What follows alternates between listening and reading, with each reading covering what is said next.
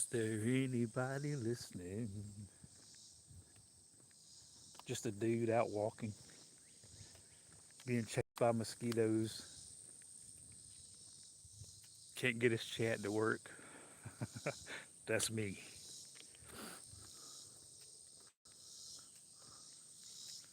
A hello to Song. Do a cartwheel. Now, see, I couldn't see the chat. I had to, like, this has happened like the last probably 7 or 8 times I've done a live stream. I can't see the chat, and then I'll like exit out of it and then come back. And when I come back, it's fine. I don't understand. So that's why I wasn't saying anything because I didn't see anything. But I'm not going to do a cartwheel. Sorry to let you down, but I'm not feeling it today. Maybe next time. Check back next time and ask, and I'll see if I'll do a cartwheel. Um, but hello, Song. Hello to Shonda. Hello to Budget. Happy, what is today? Thursday. Happy Thursday.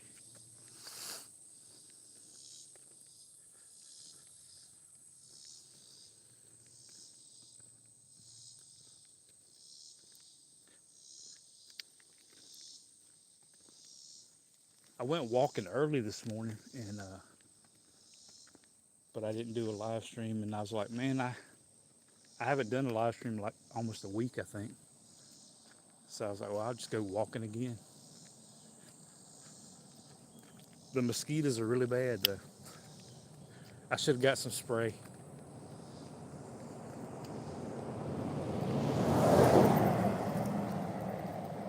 And the heat index is like 107, I think. So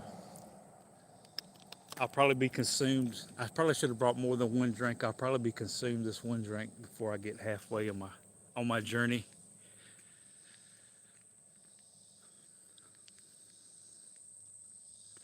Hello to Regina. Good to see you. Hope you're doing well.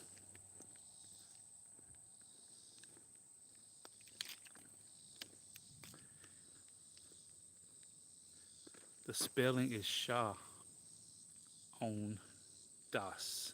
Shah on Das. Yeah, it's pretty warm. It's it's the humid thing. The heat, I mean, don't really bother me. It's the humidity. It'll take your breath. It's breathtaking in a bad way. You got your good breathtaking things, and then you got your bad breathtaking things. This is one of those, not so good.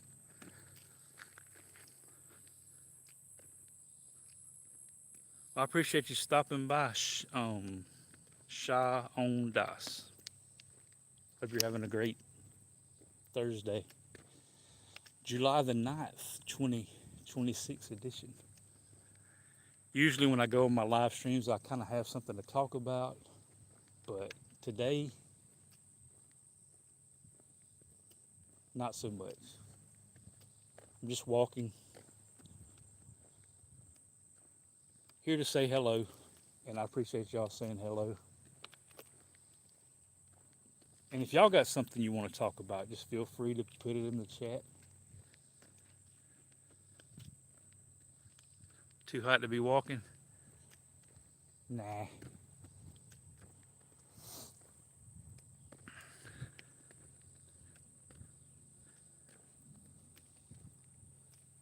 I think I just heard thunder though. Or it could have been a dump truck. I don't know. Time will tell.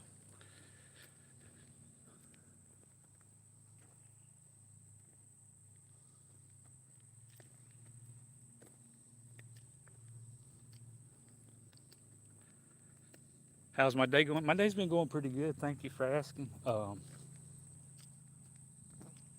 I got, I did like recently start thinking about some things that kind of made me sad. So that's another reason I guess I'm going out for a walk. It helps ease the mind. If you ever get things on your mind that bothers you, I'd encourage walking for a lot of reasons, but it helps you get things off your mind.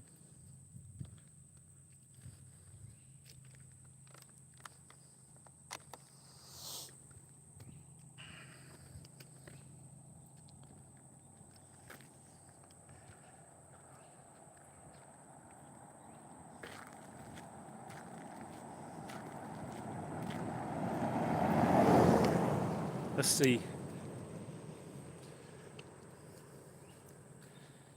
Since I don't have anything to talk about, and maybe y'all can give me something to talk about, but YouTube ain't suggesting anything so far unless I've missed it. But for now, I'll just read y'all's names backwards. We got, man, I can't see it against this asphalt background. Um, Irutan Slanos.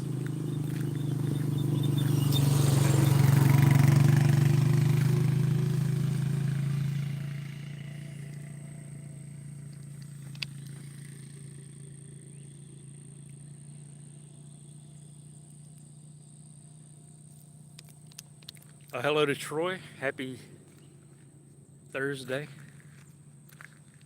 I'm from Alabama as well.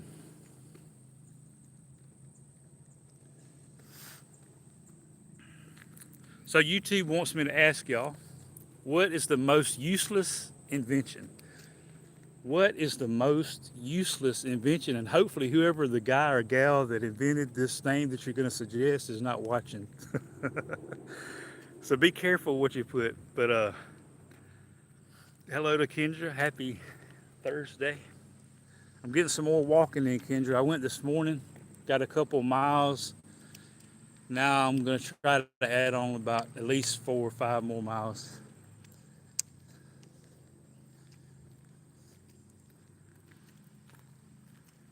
I know we into a new month, but still, why stop now?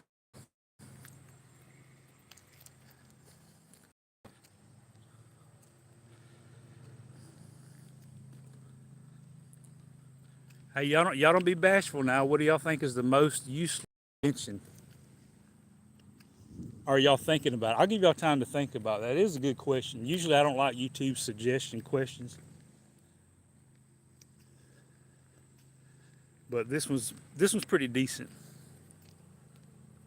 What is the most useless? I think we've had this one before. I think I got a few answers the last time that they suggested this question. Still thinking? I'm still thinking as well. Most useless invention.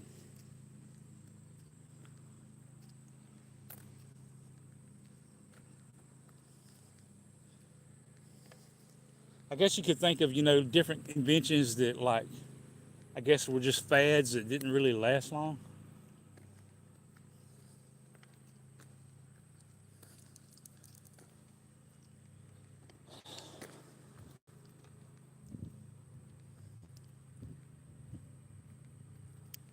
Most useless invention.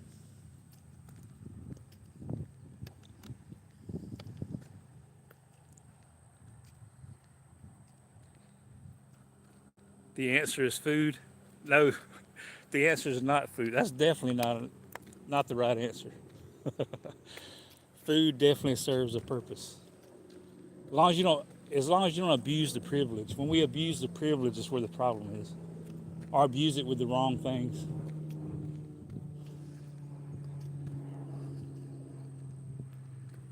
Slap on bracelet. There you go. I don't know. I guess it would be who you ask. I don't think I've ever had one. I've had other people slap theirs on mine just playing around, but I don't think I've ever had one personally. Hello to Miss Bell, who says rainy weather. Is rainy weather a useless invention, or are you just saying that it's rainy weather where you're at? Candy.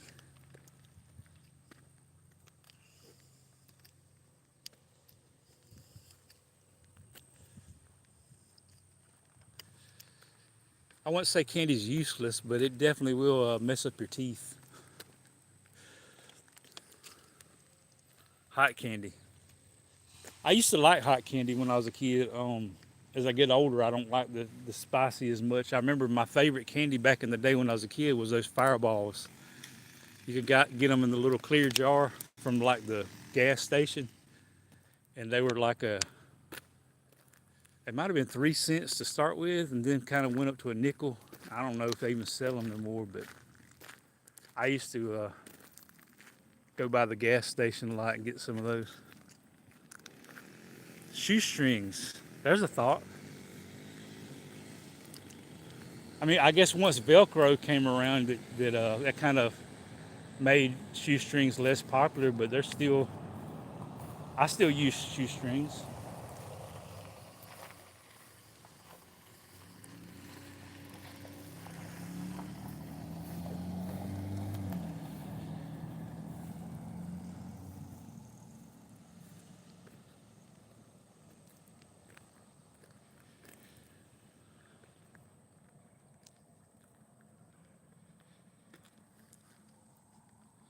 Umbrella. I guess to some people it would be useless, but some people like their umbrellas. I don't generally use an umbrella, but can't definitely say I've never used one. I guess there's times I like to get rained on, and then there's times I don't. I guess it's according to what's going on. Flip flops. I like flip flops, Miss Bell, but everybody's different. This is your question, not mine.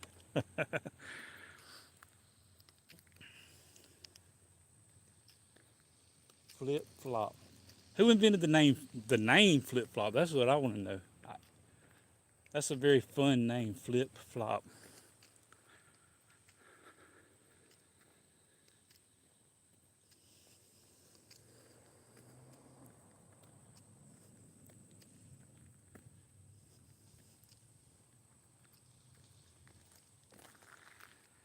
Since the mosquitoes are biting me, it made me think of something that's kind of useless, which I know it's not useless when it works, but the last time I put on mosquito repellent, it didn't work at all. So that was useless to me.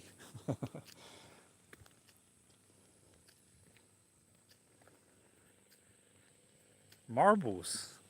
I love playing marbles. It's been a while, but I love playing some marbles. Matter of fact, I'm trying to promote people to start playing it more, like back in the day. You don't see you don't see as many people outside playing games like you used to, whether it be horseshoes or marbles or good old cornhole game going on. I know it's still out there, but don't seem to be as much.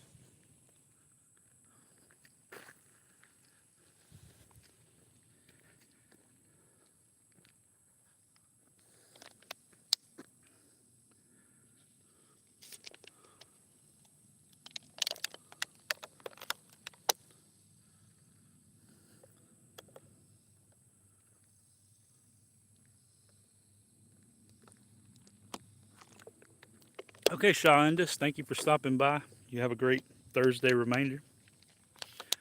Pencils.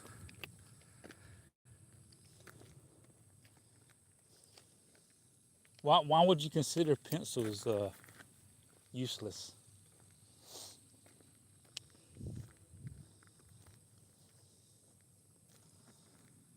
Most of the time in my life, pencils have been a help to me.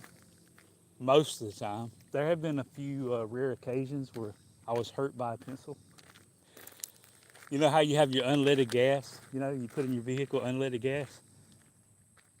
Well, myself, I'm not unleaded because I got a couple of different spots where I got a lead stuck in me that's still there many years later. So I'm not unleaded.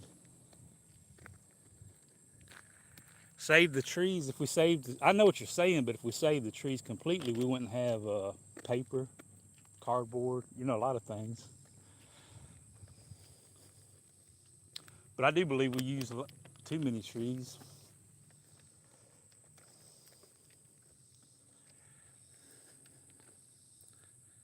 Save the trees. Yeah, we kind of need trees. They give us our oxygen. It's an important thing. Hello to Miss Betty. Hope you're doing well. Man, Miss Betty, ever since I seen those Rocky Road cookies, I ain't been the same. Disposable diapers. That's according to who you ask on all these things.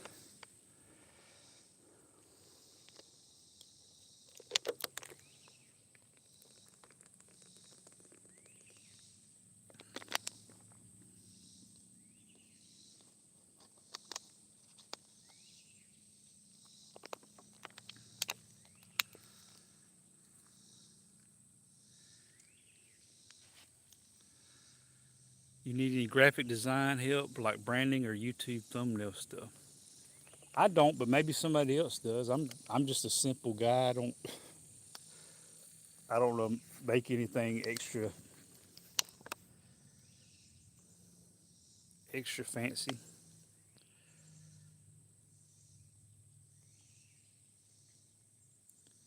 Where did the dragonfly? Oh, there he is. The dragonfly.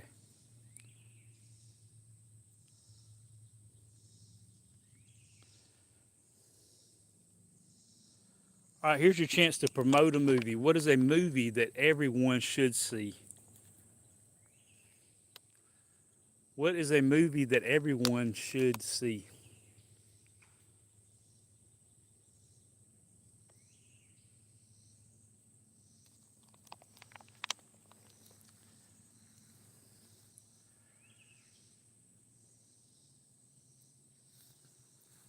I'll promote my favorite movie of all time, and it was made by some dudes in Georgia. Miss Bill may know them. It's called Facing the Giants, but the movie is made by the Kendrick brothers. They're from Georgia, and they've made probably 8 or more different movies. But Facing the Giants is about football. It's about faith. It's about family. 3 of my favorite things. It's my favorite movie. So if you've never seen Facing the Giants, I would say that's a movie everyone should see. That's my answer. But what's your answer? This bill says Star is Born, Good Morning Vietnam, Forrest Gump. That's my fellow Alabamian from Greenbow, Alabama. Aries World brings up a basketball. Good job, Aries World. Hoosiers.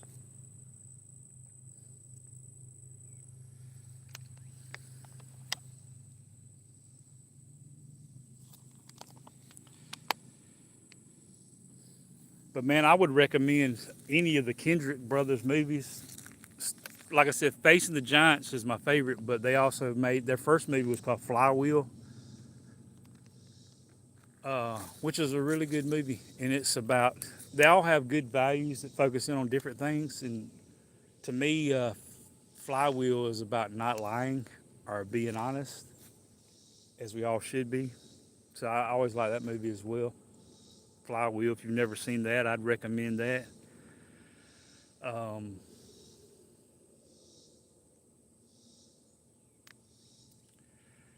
I don't forgot his name now, but the Aries World said Facing the Giants is great, but I can't remember the guy's name from Facing the Giants. The kicker, the young boy that was a kicker. I think his name was David. I want to say. And anyhow, I wrote him a note and telling him how much I enjoyed the movie and how I found it inspirational and loved, his part in the movie about kicking, the winning field goal and all that stuff. And he sent me back an autographed picture, which was really cool. Would you like to reveal your face? I would not. um,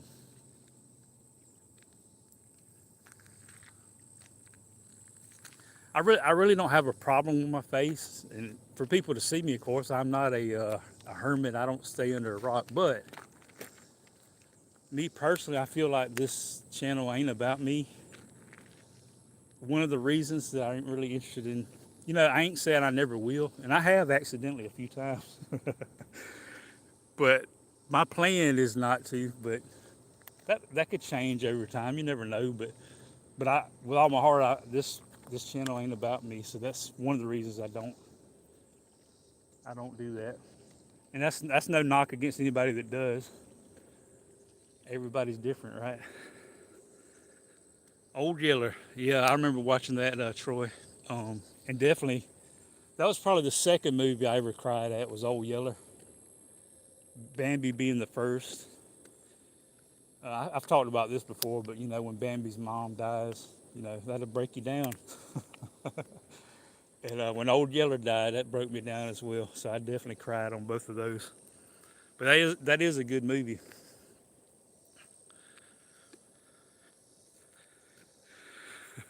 Tall glass of water. I wish I had a tall glass of water. This is the best I got right now. It was water, and it's got a little bit of grape additives. A Dog's Journey. I don't guess I've ever heard of that one. Yeah, I remember Benji.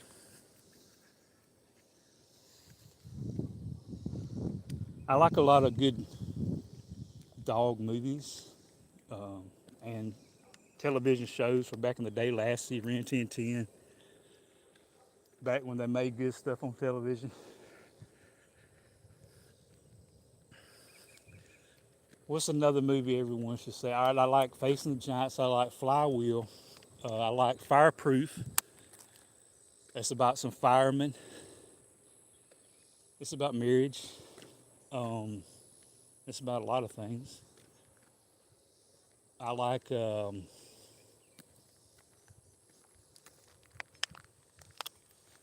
Room. War Room's about prayer. It's about the prayer closet.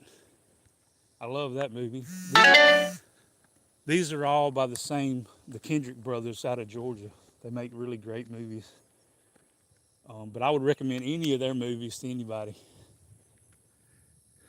If you've never heard of them, look them up. Kendrick Brothers, Kendrick Brothers. I'd recommend any of their movies.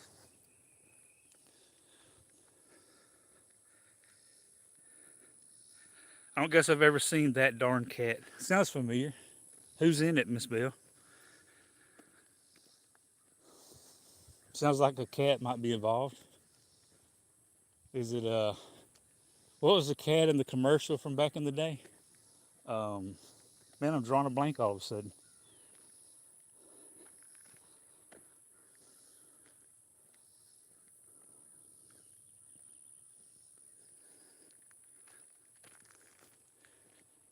Man, that heat's kicking in now, that direct sunlight. Whoo! It's like at least 107, maybe more than that now. Why am I forgetting that cat's name? The cat that used to do the cat food commercials. Starts with a C, I think.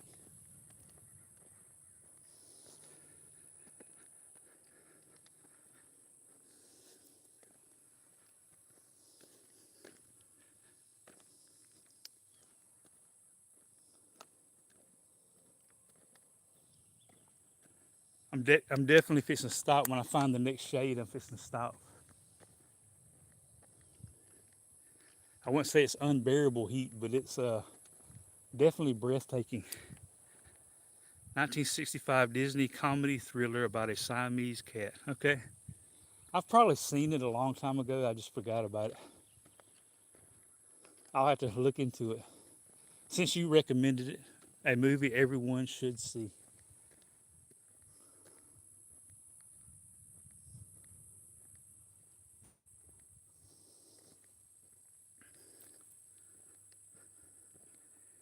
Dean Jones is in it.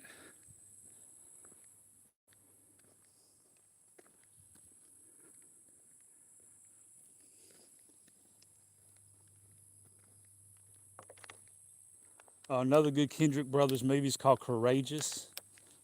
And if you're a father, that's specifically aimed at fathers. But I mean, it's good for everybody. It don't matter what member of the family you are, but it's specifically aimed at fathers, being a good father. It's called Courageous, and that's a really good movie.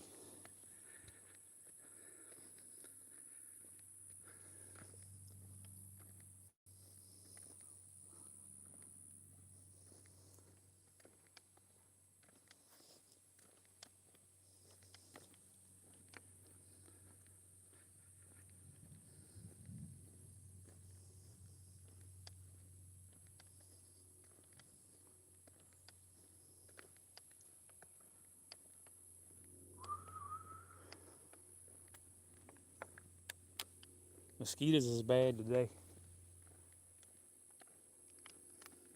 I need like an extra hand, one to hold the phone, one to swat mosquitoes, and one to hold my drink.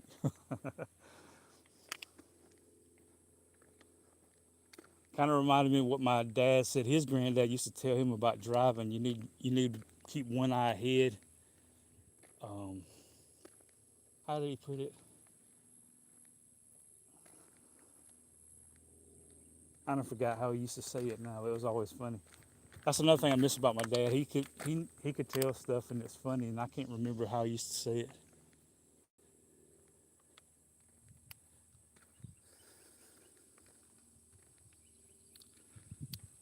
Luther, you talking about Martin Luther?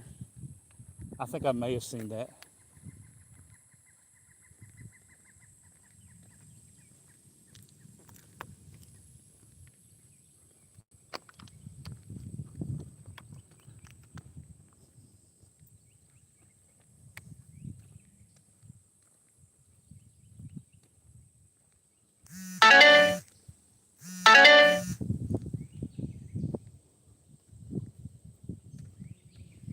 That breeze is feeling good. A breeze just kicked in, and I found the shade finally. I'm gonna hang out in the shade for a while.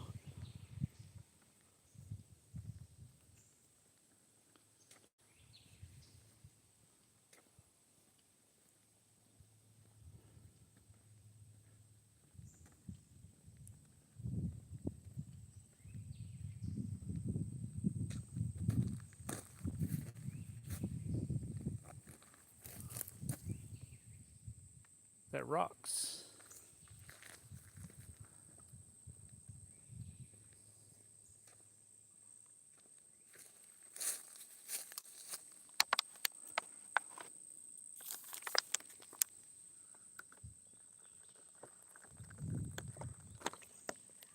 Hello to Todd. Happy Thursday.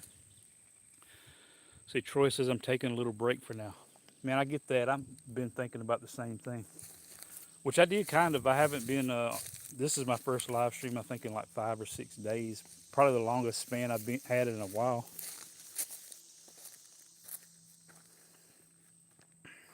But I mentioned it earlier. I already walk. Usually I just walk once a day, but like right before I started today, I got to thinking about some things that was bothering me, and getting out walking I find to be good therapy, very therapeutic. So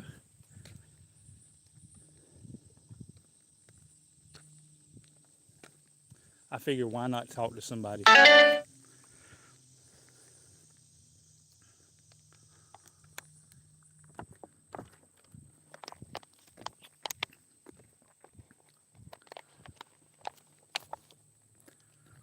I really listen. Because I don't really, like a lot of times when I do a live stream, I kind of have something I want to talk about, but today wasn't one of those days. But I just felt like I wanted to walk and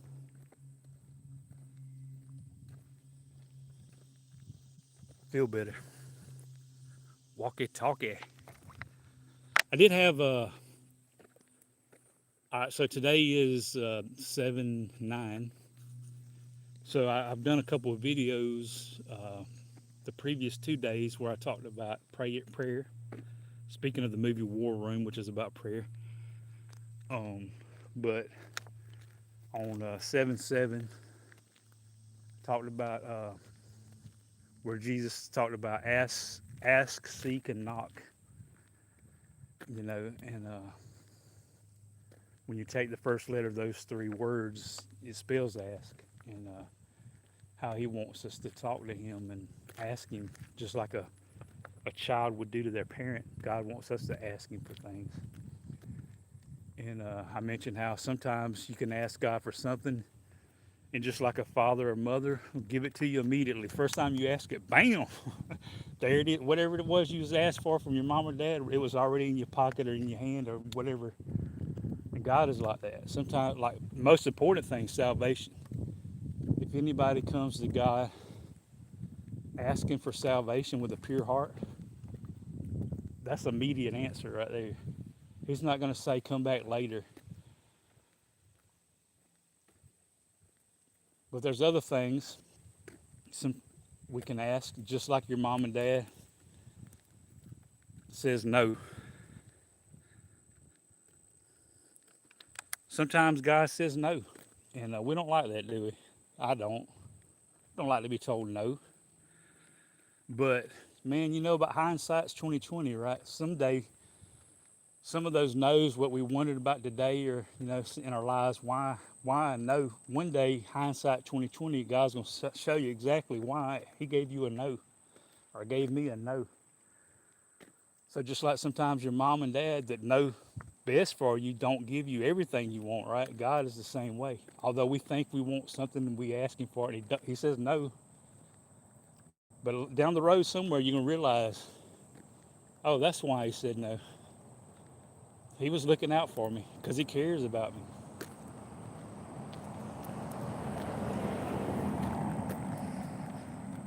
Hello to Sydney Cat. Happy Thursday.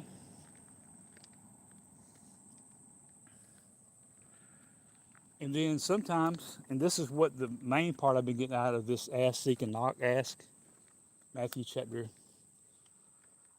7, verses 7 and 8. Sometimes He eventually says yes, but you got to keep asking. Unless, I mentioned this as well, there's times like in the Bible, Paul, he called it a thorn in his flesh. Paul said he had a thorn in his flesh, and what that means, I have no idea. Some people say he had bad eyesight. People said different things what that means. I have no idea. I can't give you an answer on what Paul's thorn in the flesh was, but I just know he said he had a thorn in the flesh. It was something that was giving him problems. So he, like the prayer promoter that he is, because he's a prayer promoter. If you can read the Bible, Paul is a prayer promoter. He prayed. And he prayed about this thorn in his pride to God. And the third time, God said no all three times he asked. But God basically told him to quit asking for that. And He told him that His grace was sufficient or enough.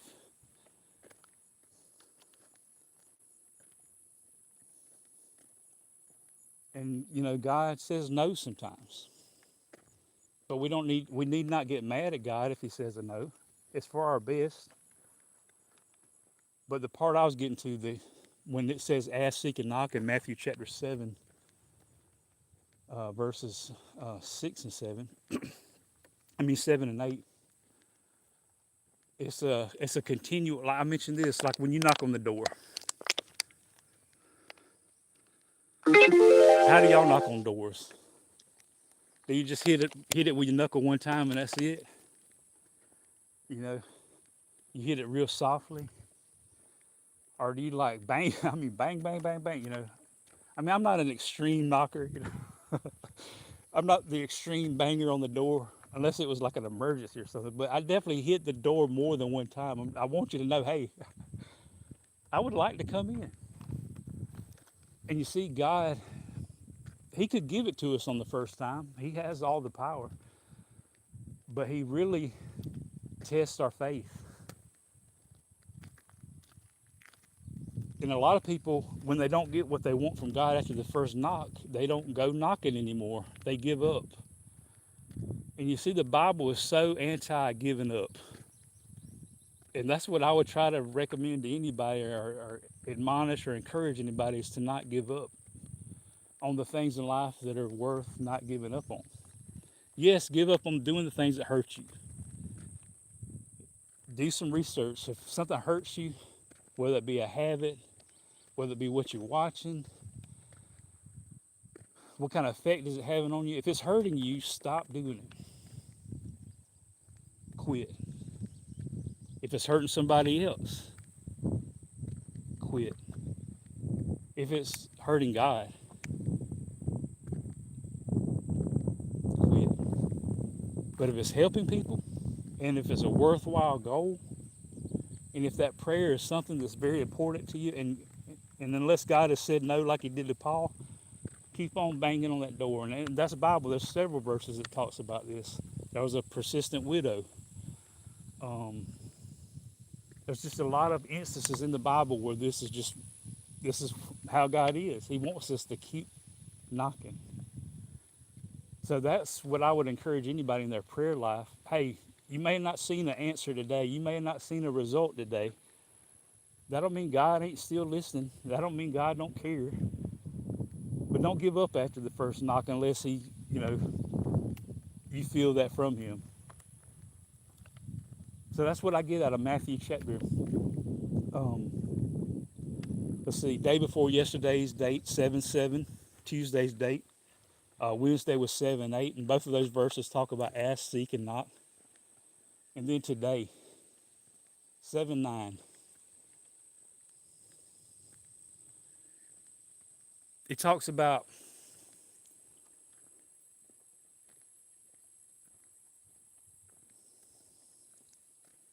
basically if your son, I know not everybody has a son, or your daughter. I know not everybody has a daughter, but we all can relate as a child at least. If we don't have children, we can all relate as a child. If you were to ask, your mom or your dad for a piece of bread, you were hungry. It was something that benefited you. We all need bread. We need food. You were to ask your hopefully loving mom and dad for something that you truly needed, something to eat, a piece of bread.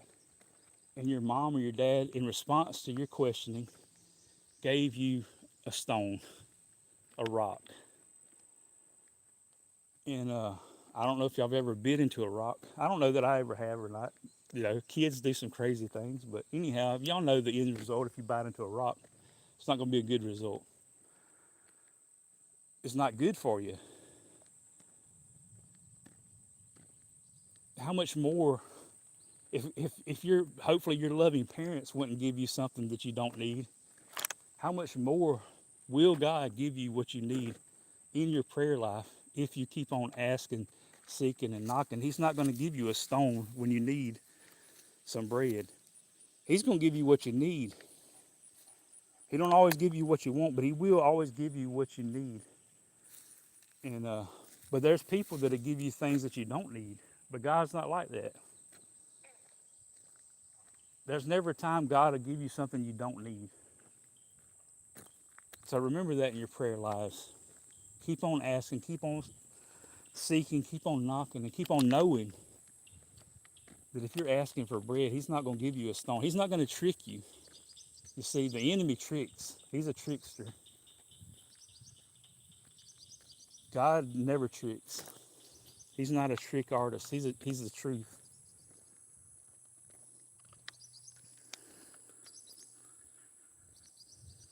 And I get to not looking at chat so much when I get into my deep thoughts, because I'll get sidetracked so easy. It'll be a squirrel moment and I'll forget what I'm talking about. And like I said, I didn't really have anything to talk about when I started this journey, but I guess God does lay things on your heart. And I guess the thing that kind of triggered me was talking about what YouTube suggested, a movie everyone should see. And Prayer Room is definitely, our War Room. If you've never seen the movie The War Room, it is about prayer. It is about asking, seeking, and knocking. And it's a Bible. It's based on when Jesus talks about go into your prayer closet, close the door. Get away from everything, get away from all other noises, where it's just that one-on-one relationship, you and God. And because man, I got some things in my life that I don't like, and like prayer is like one of the most heaviest things on my heart of late. The need for prayer, the need for encouraging others to pray. Because if you're not talking to God, if I'm not talking to God, our relationship ain't growing. It's just like you with anybody else. I can't learn anything about you if you're not talking to me. So I'm not growing. And the same is true, with our relationship with God.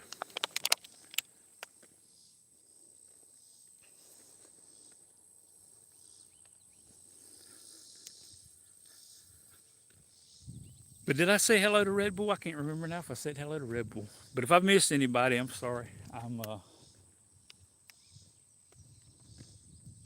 I'm battling trying to keep my train of thought, and the sun is bright.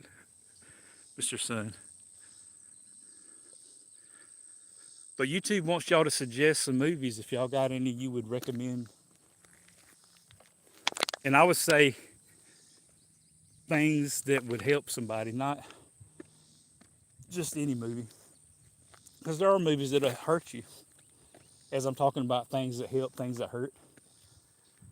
You know, there's movies you can watch, and when you're done, at the final end of it, when all the credits have rolled and you walk out of the theater or walk away from your personal television, really you're no better off than when you walked in. You know, I don't need those movies. But something that'll make me think afterwards and, you know, add something to my life, that's the things I want to watch. I don't want to come out, you know, saying, man, I hate I spent that. Which I ain't been to the movies in a long time, but I know the prices steadily go up.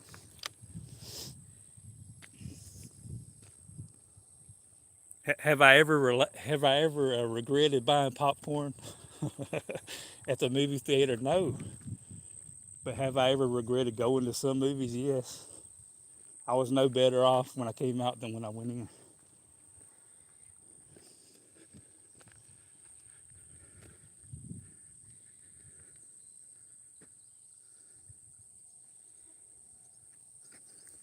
Let's see. Cindy Cat's got a lot of words. Let me see if I can see.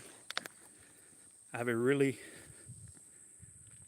big thing in my life I don't like either, Barry. I have been praying and giving it over to God because it feels too big for me to deal with. It sometimes it can overwhelm me. Yeah, I get that. Matter of fact, that's in my favorite movie that I've already recommended, Facing the Giants. The guy that directed the movie, he's in the movie. His name is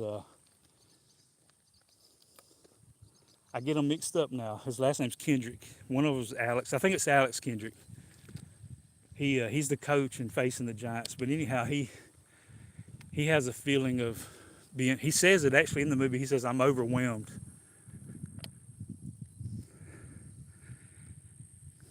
He had a lot of things not go his way, and that's like all of us, right? There's times in your life where things don't go your way.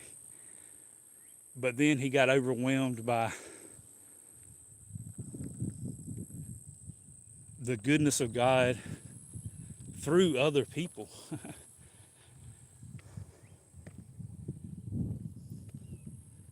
He had some enemies in that movie, and he had some like true friends, and he was overwhelmed. And I love how that movie ends. I guess I won't be a spoiler, even though it's a really old movie. I won't be a spoiler until how it ends. But it gives a Bible verse at the very end of the movie. It's one of my favorite verses, and it's very important in our prayer lives about knowing who God is.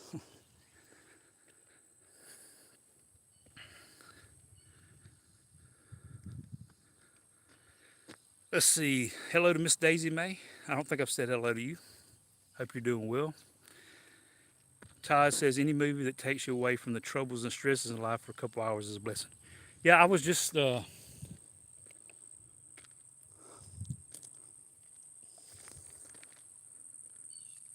was just watching a video.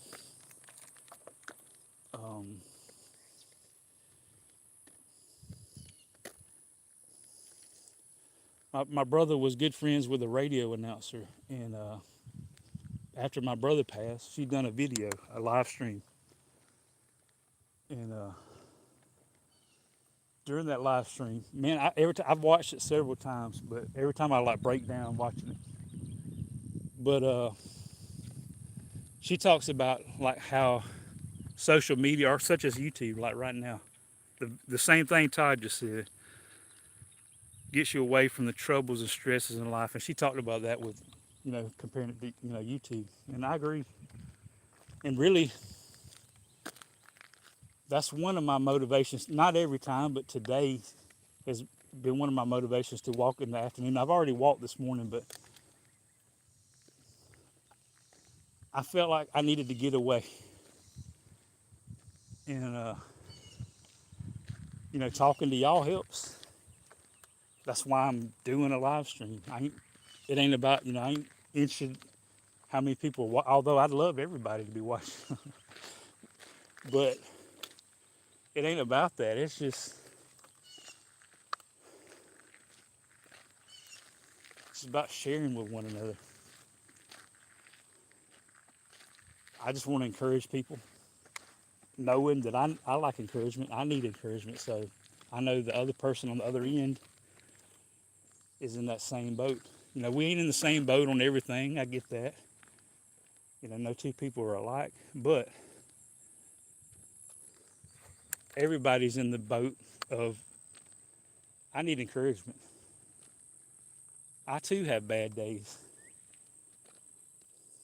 Sometimes my milk is sour, or whatever, you know, your bad day may look like.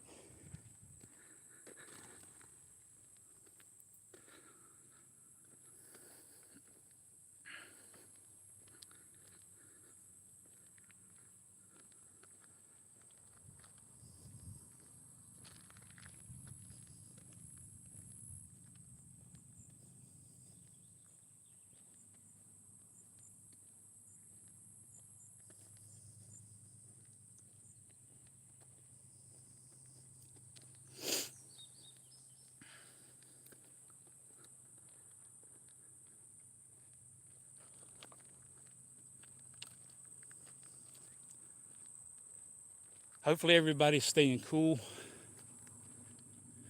I mean, I know y'all are already cool the other kind of way, you know, you're wearing your shades, and I'm talking about temperature wise. I hope everybody's staying cool, hydrated, taking care of yourself. Uh, don't overdo it. I remember, I guess the first time I had ever heard of a heat stroke, I think I was in the 5th grade. And I never knew what that was, but I had my teacher, my 5th grade teacher had experienced the heat stroke.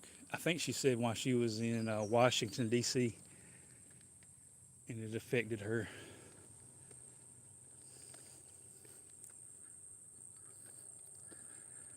Movie everyone should see. I'm trying to think of some more that I would recommend. Like I said, I recommend all the Kendrick Brothers movies, Facing the Giants, Flywheel, Courageous, Fireproof, War Room. They got a handful more, and I can't think right now. Titanic, Jerry says. Welcome in, Jerry, or welcome out. I'm not in, I'm out. Welcome out, Jerry. Hope you're doing well. Yeah, that's the temperature, right around the temperature here, Ty. The heat index is like 10 plus. 10 plus that is the hard part.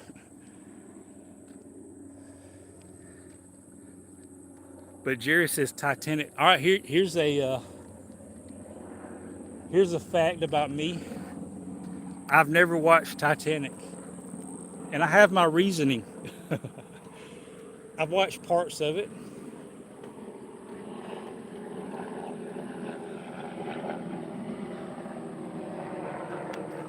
They're playing, boss. They're playing.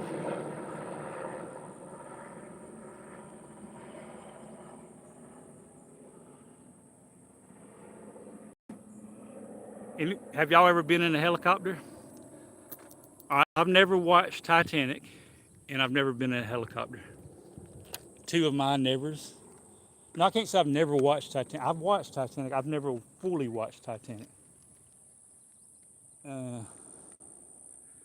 one of the reason, one of the reasons is if generally if the movie's over 2 hours, you can count me out. I'm one of those, man. When the lights go out, I go out. I might could hang around for 2 hours sometimes, but for 3 hours, it's over. Once again, I've wasted my money, you know. But hello to John. Good to see you. Hope you're doing well. John is playing Mortal Kombat. Man, I haven't played that in so long. That's a game me and my brother used to play a lot back in the day. Finish him. I can't do the voice, but finish him. I remember that over and over.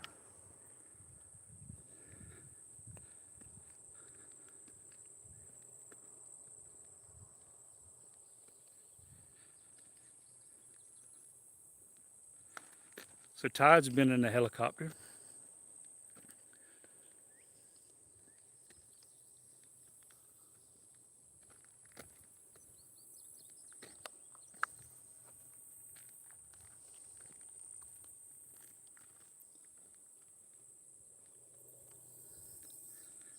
They have like a cool tradition in my city. We got two rivalry teams like most cities do, and they'll helicopter fly the game ball down on the field, and the person that gets out and brings the ball is like either a player or like somebody that used to play, somebody tied into the home team. It's always cool to see, who gets out of the helicopter with the game ball. Troy has flew on a few helicopters.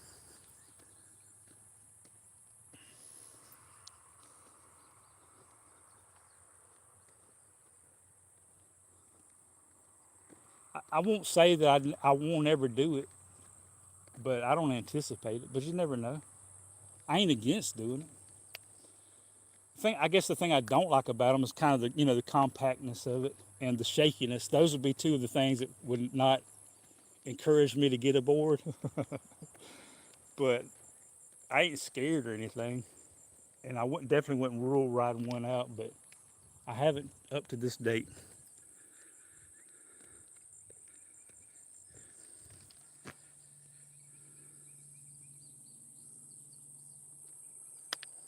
Hello to Jeff. You don't ever have to come in here apologizing. I appreciate you stopping by. And do you say Newman like Seinfeld when you acknowledge your friend? I can imagine that you do, but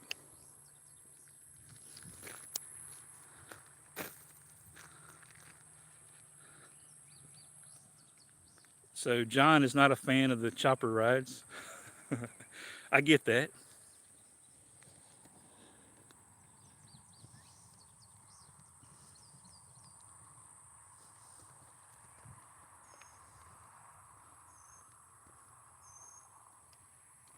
I think I just saw a chipmunk. Too bad he was so fast I couldn't get him.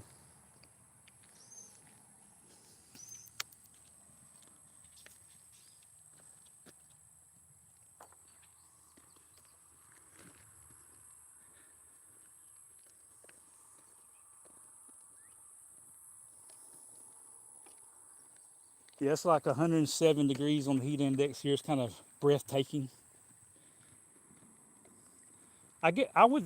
I would guess like a helicopter ride in some ways would be breathtaking in good ways and bad ways. Like I said, in the compactness of it, it would be kind of breathtaking for me.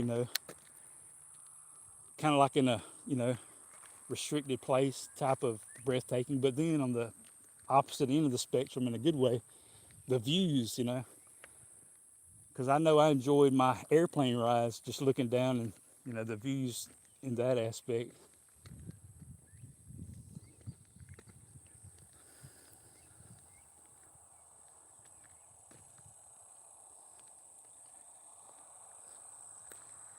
Yeah, there's been a lot of players that have perished in, or a lot of people that's perished in helicopter and airplanes.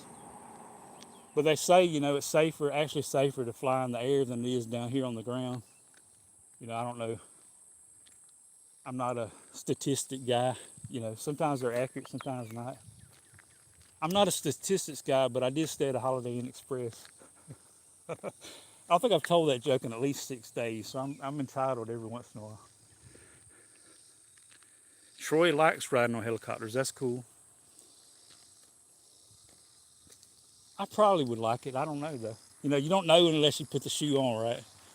So I can't say I would like it, but I think I would.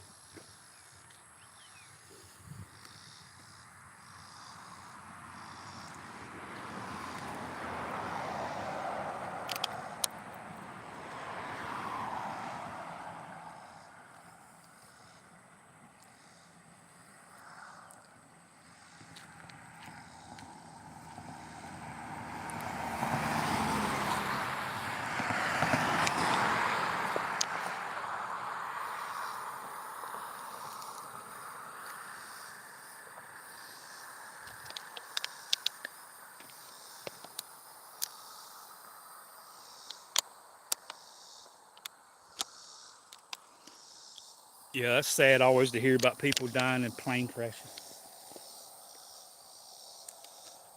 I always think of those people. A lot of people.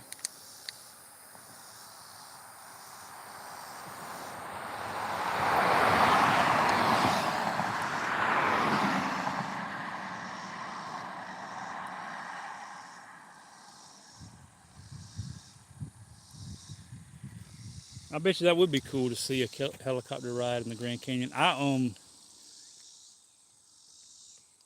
They had helicopter rides in the Smoky Mountains. I remember I almost done that one time. I thought that would be cool, to see the Smoky Mountains from above. But I didn't ever do it. But I did take a hot air balloon ride in the Smoky Mountains. That was really cool.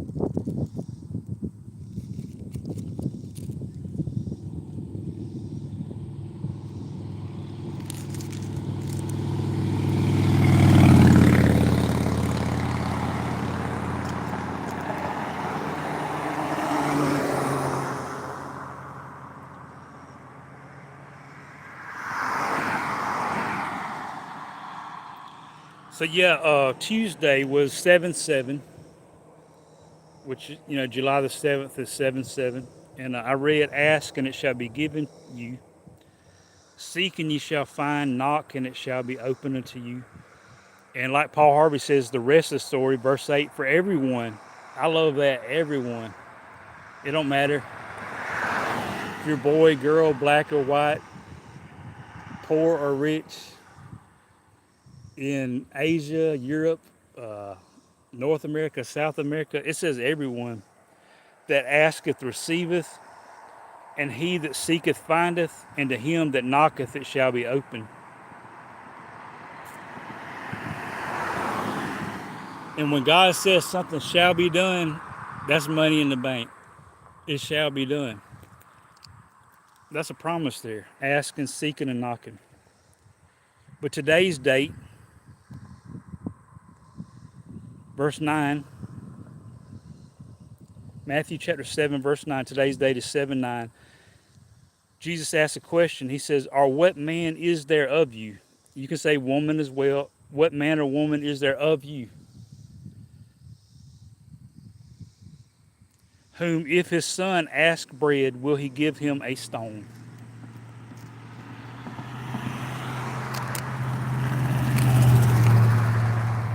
Have you ever been let down by somebody? And I'm guessing yes, you have been. Been hurt by somebody. You've been let down by somebody. But visualize that. You're a child, you're hungry, and you go up to somebody that you think loves you, right? And you expect to love you. Say, I'm hungry. And in return, in response to your hunger, your desire, your need, they give you the exact opposite of something that you don't need, something that is absolutely no good for you, something that will not benefit you in any way, shape, or form.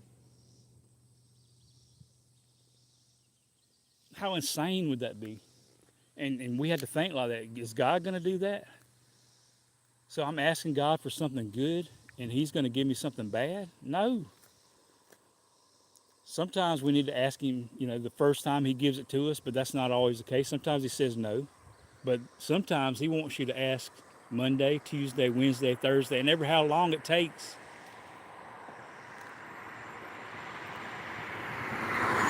Because something that I have to keep reminding myself, and I hope you can remind yourself of this. I haven't wore a watch in a while. Kind of the cell phones have not. I know people still wear watches, but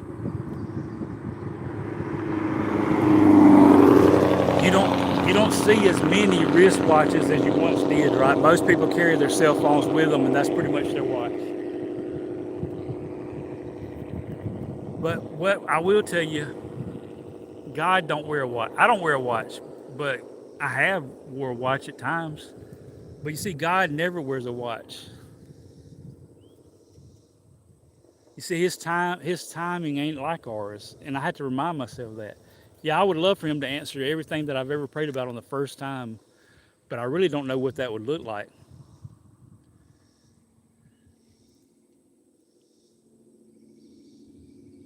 So what's on my heart for people is just not to give up. Don't stop praying is the Bible verse that I think of, and the song as well as a song by Matthew West. Don't stop praying. But just because you didn't get what you wanted today, don't don't give up. Knock again tomorrow. What do you need from Jesus today? He may not give it to you today, but you don't know that. Ask him for it. And if he don't give it to you today, ask again tomorrow.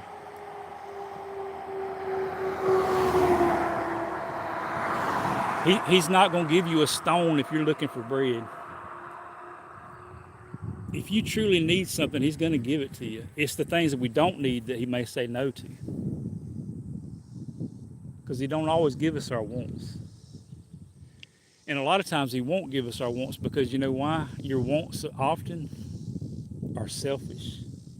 Mine as well. And he talks about that in the book of James. He calls that asking amiss. Y'all know about missing stuff. Like sometimes we shoot into the garbage can with some trash and we miss, or we might go out and play basketball and we miss the shot, or we might have target practice and miss a shot, or whatever. We know all about missing.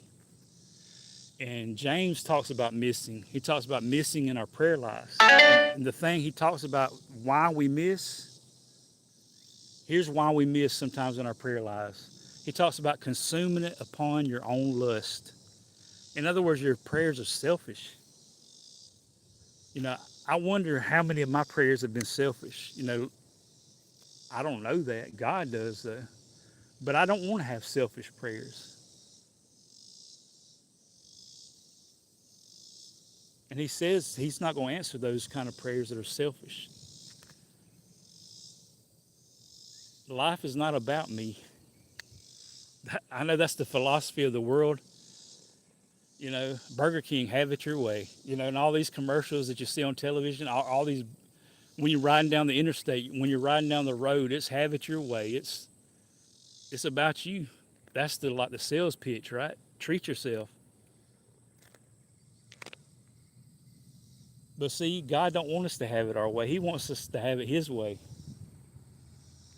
And a lot of times our prayers is like, can I have it my way? And he's like, no, it's going to hurt you.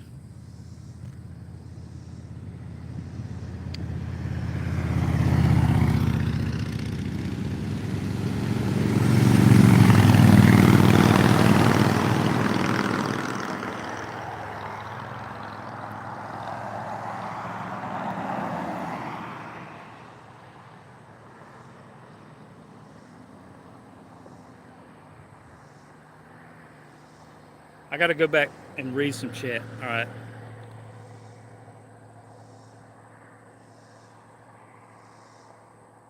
People getting blown into the canyon. Wow.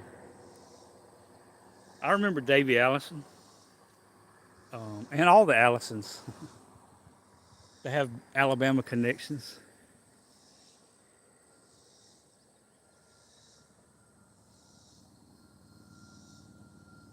That's cool that you got a die-cast car of him, Jerry.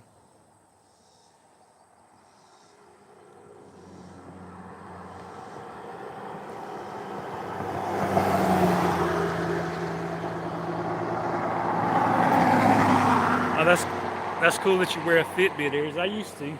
I don't even know where mine is anymore. But the time that I did wear one, I really enjoyed it.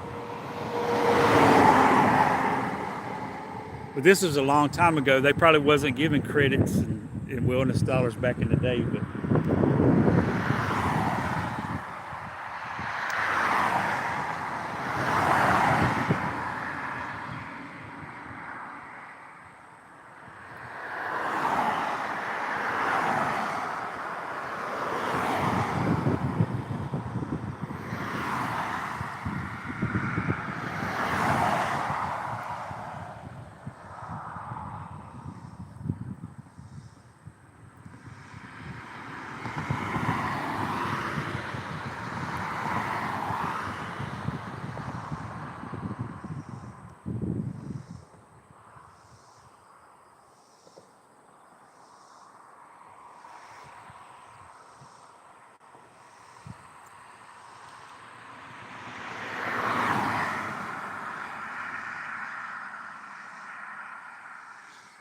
But y'all, I guess y'all know what I'm saying. Like when you're a kid, right, and you're asking your mom and dad for everything, right? Man, kids just asking for everything, and you thought, man, your mom and dad was so bad because they didn't let you do this or let you do that at the time. It seemed so horrible. But in hindsight, looking back, they just saved your life, or prevented you from getting hurt, or and that's the way God is. We may not understand why He says no or why He's making us wait on different things, but you see, He sees the big picture. He's got the higher perspective. I'm down here level. He's way up there. He knows everything how it's going to play out. I don't, and you don't either. So we don't know the whys of why He's saying no or why He's saying wait. But I just want to encourage you. If you're in the middle of a wait, if you're in the middle of a no, if you're in the middle of the yes, wherever you're at, just keep praying.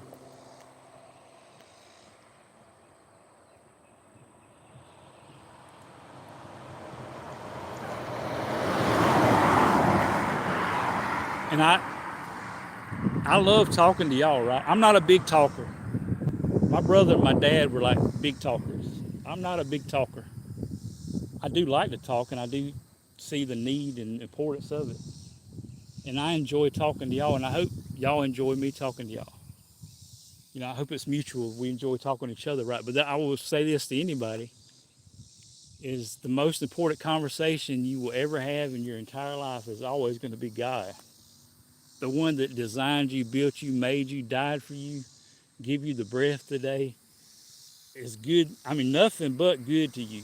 The Bible talks about He reigns on the just and the unjust. It don't matter.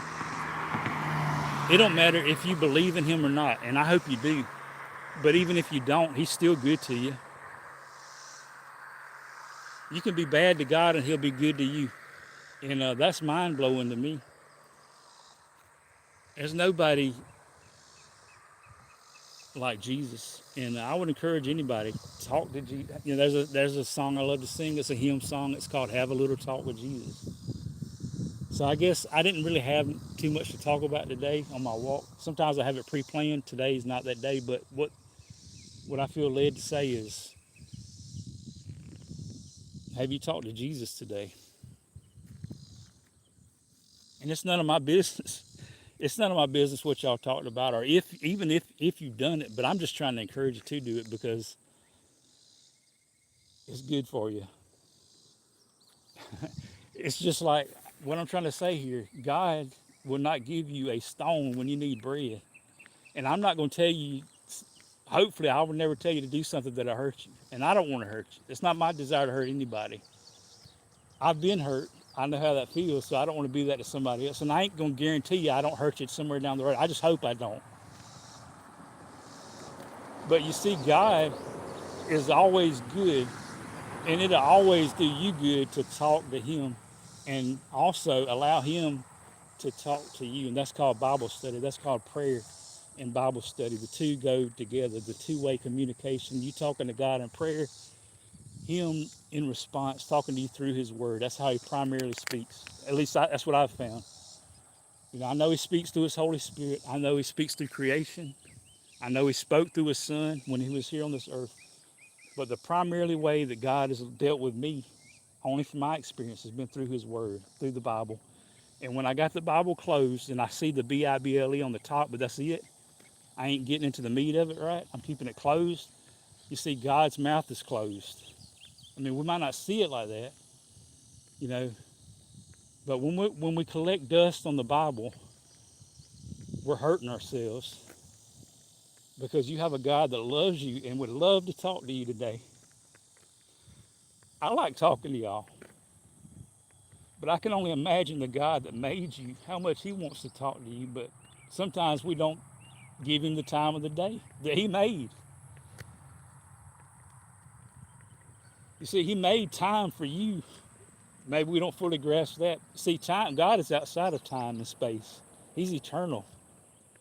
He's not limited to one spot like I am or you are. So He created time and space for us because He loves us. And man, imagine when somebody loves you and you don't talk to them, that hurts. I can only imagine how God feels. He's got like a bigger crowd to deal with than we do, but it hurts on a smaller level to me. I can only imagine how it feels to God on, He knows exactly how many people He's ever made and what percentage of those is giving Him the time of day to the one that gave us time in the day.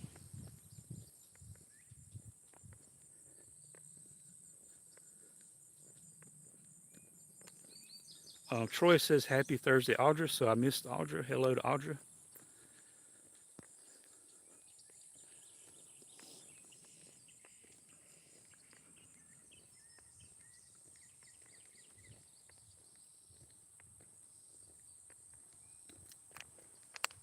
But have you ever thought, like a lot of times when people will talk about tithes, right? The Bible talks about tithes, giving, to God, 10% to God.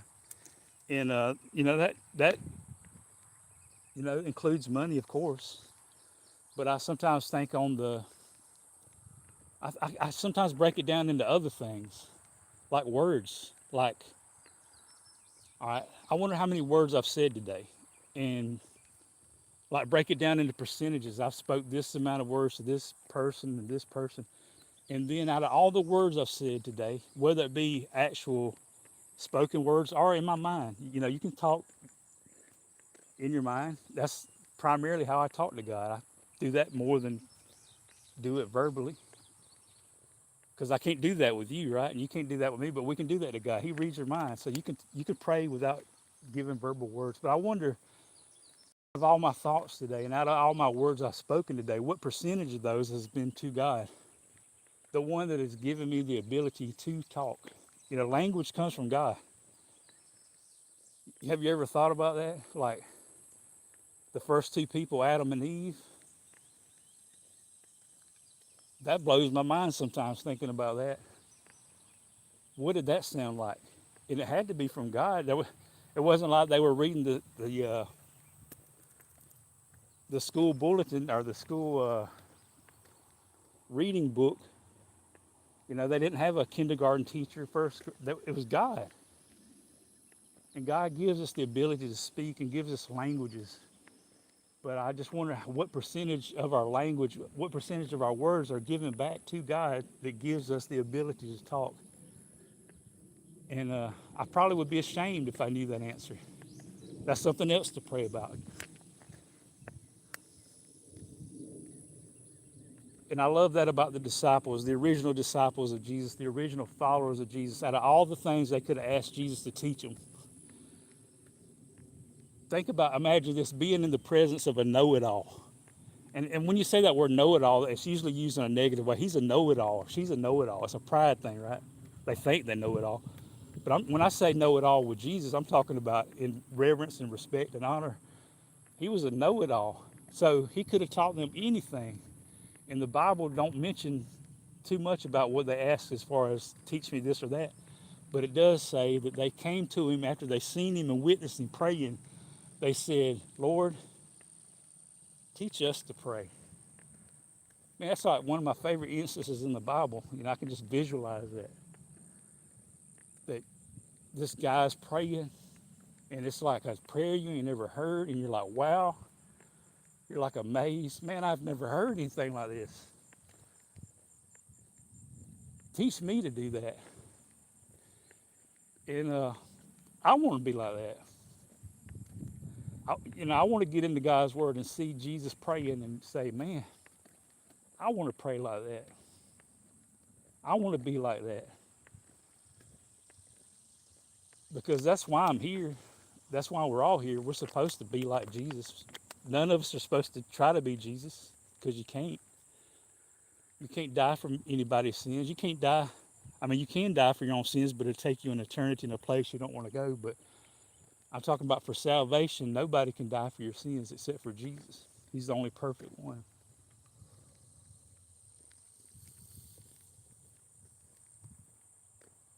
So we can't be a savior. You might can save somebody from drowning, but you're still not a savior. You can be a good lifeguard, but you can't save nobody's life. So we can't be Jesus. But the calling, and if you read the gospel, I'm not the gospel, the book of Romans, it's Romans chapter 8, verse 29. So one of my favorite verses is Romans chapter 8, verse 28. And this verse has encouraged me so many times in my life. Romans 8:28 says, and we know that all things work together for good to them that love the Lord and to them that are called according to his purpose. That's Romans 8:28. I love that verse. But the continuation, the rest of the story, the Paul Harvey, it talks about being conformed into the image of his son. That means to look like Jesus. That's why you're here right now. You're supposed to be looking like Jesus. And we can't look like the person if we're never talking to them. And we can't look like a person we're never allowing them to talk to us.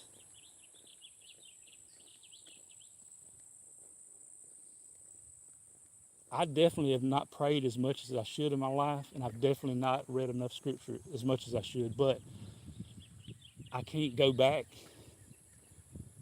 But I can have a desire to do better, and that's what I want to do. I want to be a better prayer after hearing the prayer of Jesus. And I want to be a better student. That's what a disciple is. It's a follower, it's a learner, it's a student of the greatest teacher ever.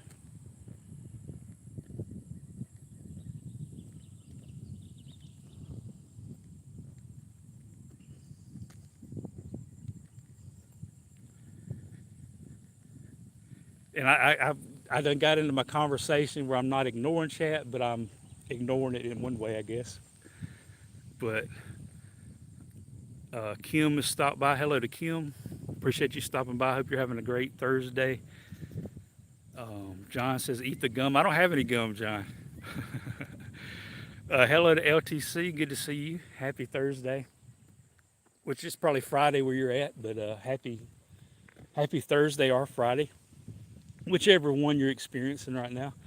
I know nobody's in Wednesday, and I know nobody's in Saturday, or Sunday, or Monday, or Tuesday, or Wednesday.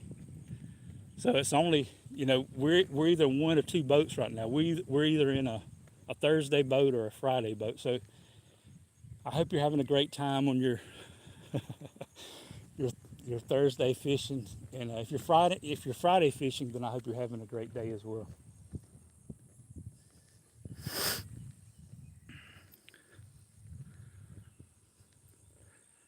And LTC says, I am listening.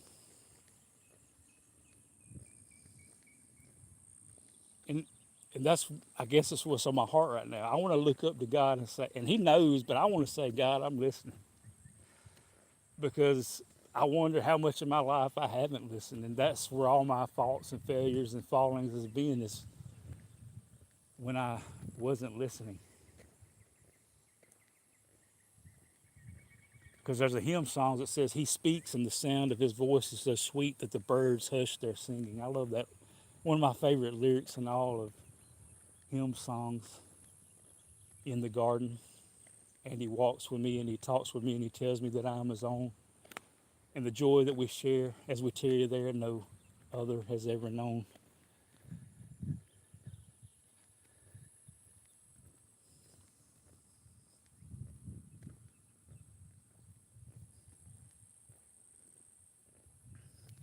But I appreciate you being here, Kim. I appreciate everybody that stopped by. I promise you, it don't matter if your name starts with an A or starts with a Z, whatever your name is.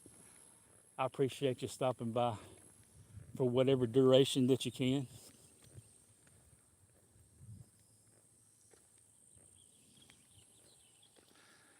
And I don't know if YouTube has been suggesting any more questions. I guess they retired for the night. I haven't seen any more since the last one.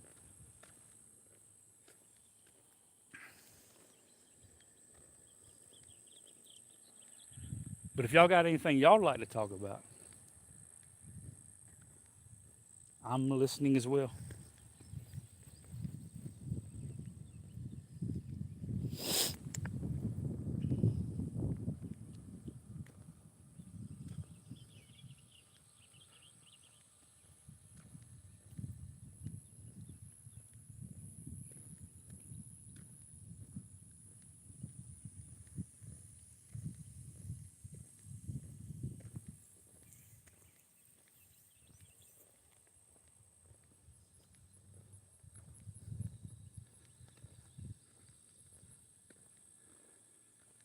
I know LTC official likes to sing, so that's some of the things that was bothering me today. It's anytime I hear somebody dies, that bothers me. Um, so been thinking about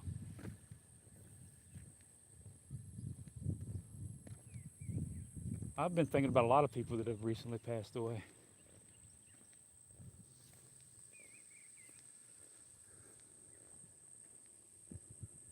But most recently, Bonnie Tyler. Um, I don't know if LTC sings any of her songs or not, but Bonnie Tyler passed away yesterday.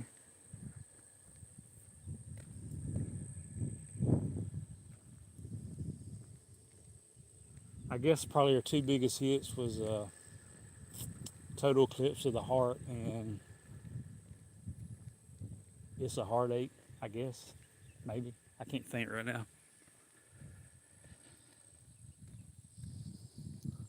Something about the heat, it takes away from your thinking abilities.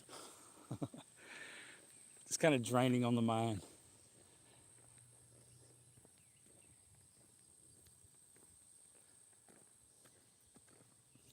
Oh yeah, Jeff, I'm mad at your baseball team, the Boston Red Sox. I just want to let you know so I picked up a pitcher today. I needed some help pitching wise, and I can't think of his name all of a sudden. But y'all had a pitcher to come off the disabled list and started today, and he done good. He done great.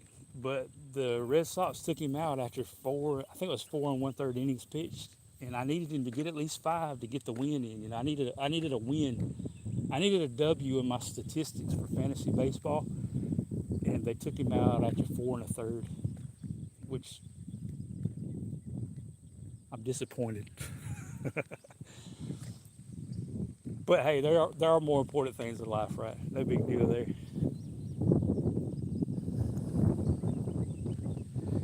Hubby is fixing to watch Texas Rangers. Are y'all Texas Rangers fans, Regina? I'm guessing. I know Troy is. Adventure America's a Texas Rangers fan. Yeah, he got more strikeouts than he pitched innings. He done good, and I guess he just gave up one run. He didn't really give up no. I mean, he had. I think he gave up somebody on base, and then somebody else came in and gave up or allowed the run to score. So he got the earned run. I think he gave up one run. But the strikeouts helped me. The ERA helped me. The WHIP helped me. But I needed the win was the primarily reason that I picked him up. And but he done so good. I'm thinking about not. I'm gonna let him hang out with my team a little bit longer. He is Texas. What about you, Regina? Are you a Texas Rangers fan as well? Or you just allow him to have his his baseball time while you have your whatever your favorite hobby is. Yeah, Troy says go Rangers. I'm Man, that's been one of the best rivalries in baseball is the Astros and Rangers. Matter of fact, I think all time, if I seen it right, I could be wrong on this. But if I seen it right, they've played, I forget how many times they played each other, but they're almost even. The wins and losses is almost even, if I seen it right. It was recently I looked and I think I seen it right, that they're pretty evenly matched.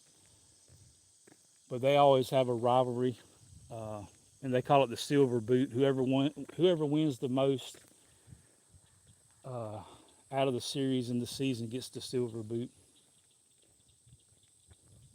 which is a pretty new rivalry because the Astros used to be in the National League and the Rangers have always been in the American League.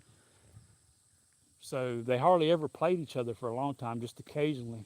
But now they play every year and a lot of times during the year. So it's a fun rivalry. So I don't dislike the Rangers. I just only dislike them when they play the Astros.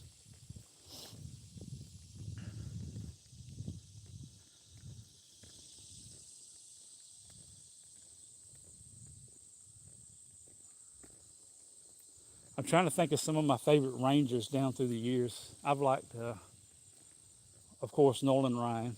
Uh, let's see who else from the Rangers. I like Charlie Huff, the knuckleball pitcher, used to pitch with the Rangers.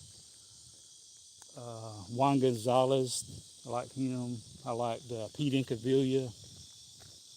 Who else?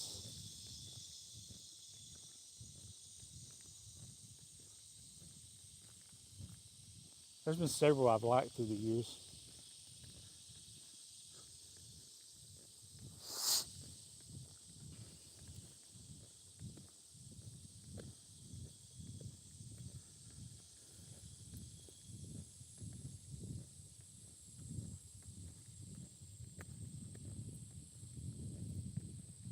Usually I'll try to show like a deer or a rabbit or something as I'm walking, and I generally see these things, but usually by the time I can aim my phone at it, they long gone. And seems today I ain't seeing too much. I guess everybody's like hibernating. It's like no way, it's too hot out there. They're smarter than I am.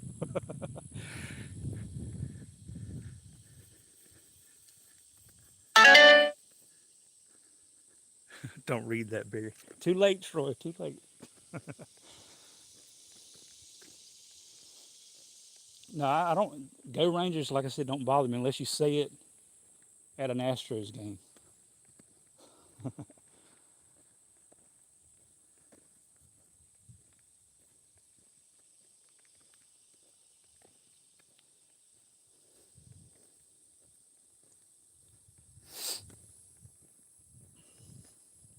But yeah, I walked 2 miles this morning, and that was pretty much all I had planned on walking today. But I got some things, some things on my chest, and it makes me feel better when I walk. So got the evening edition as well.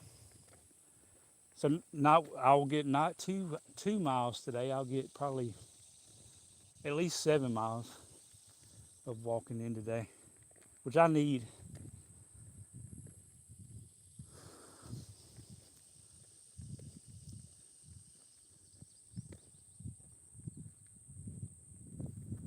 I checked the scales this morning, and I've lost like 3 more pounds. Um, and that fluctuates. It's weird how that works. You can get on the scales at different times during the day, and it fluctuate like 3 or 4 pounds usually in the day. Weird how that works.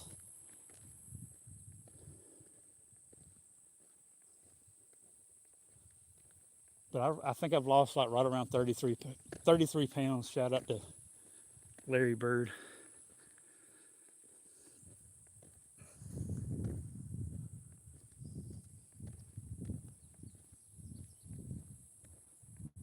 But between the walking and the humidity, I'm about out of words.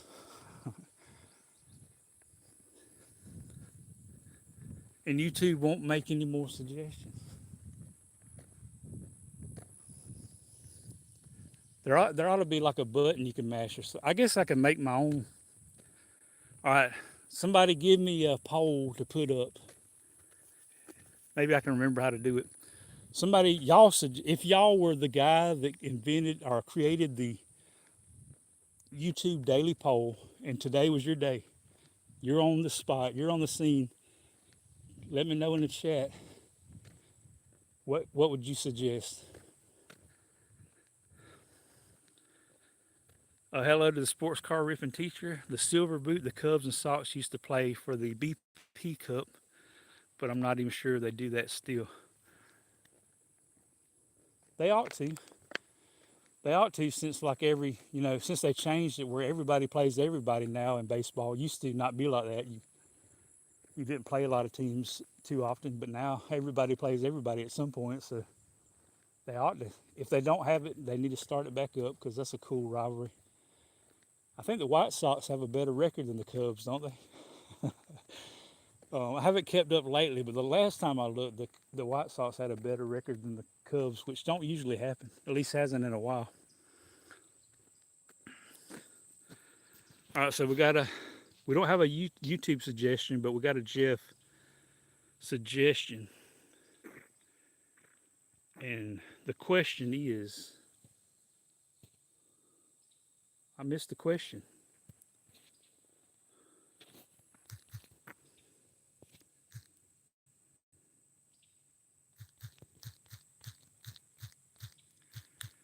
So I forgot the question, Jeff, and now I got the thing up and I can't see the chat. That's an error.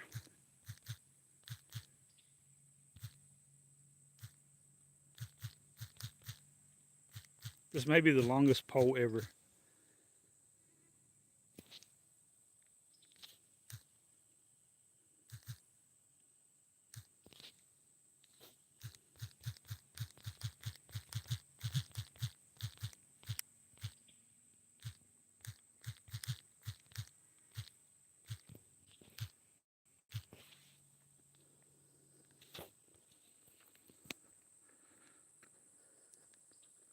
What is everyone's ideal temperature range? I'll have to put that in a moment. I'm gonna give everybody a chance to answer this question first. It's a very pertinent question.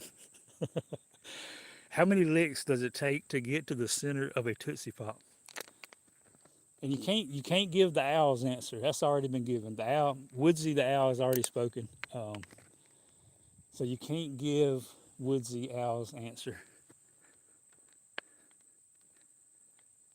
Troy says between 65 to 72. Oh, okay. You're talking about Jeff's question. I was thinking about the Tootsie Roll question.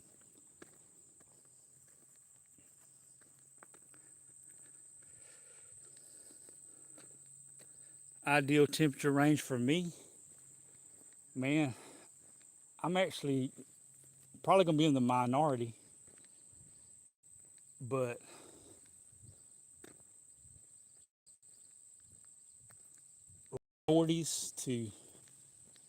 high 40s to low 50s. Like between 48 to 52 would be like my ideal range.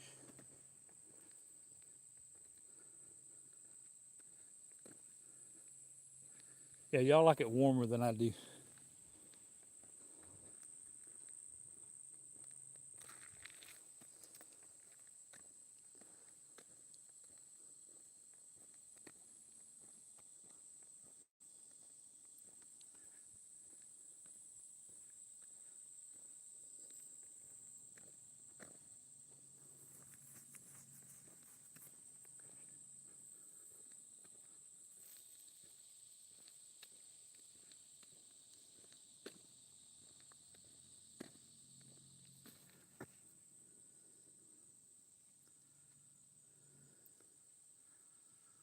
All right, this is going to be a get to know you question.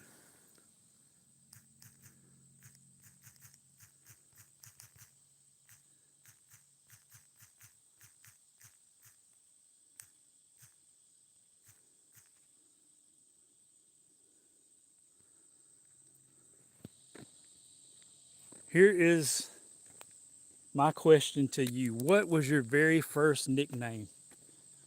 And answering my questions, of course, are optional. It's totally up to you. I'm a pretty private guy, so I definitely don't answer all the questions that gets asked. So I get that. I'm not going to be nosy. But if you're willing to answer, put it in the chat. What was your very first nickname? And you can give a why as well if you remember the why of why you was given that name.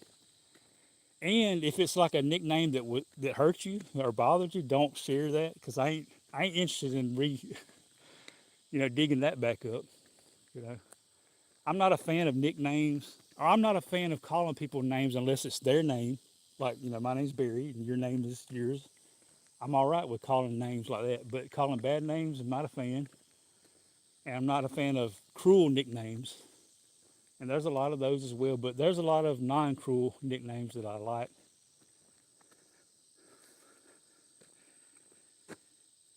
Jeff says Jazzy. DJ Jazzy Jeff. Troy Boy. I'm liking these. Maybe y'all won't be offended if I start calling y'all Jazzy and Troy Boy.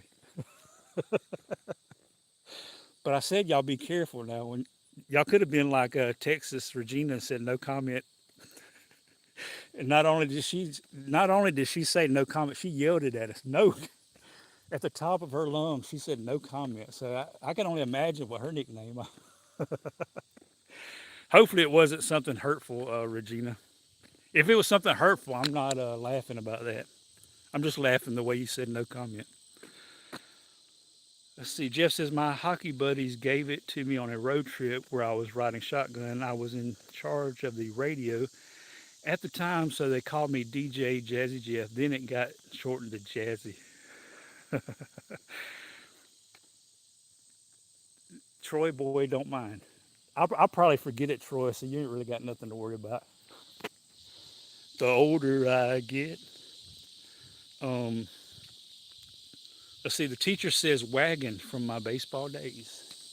I'm sure there's a story behind that one as well. Wagon.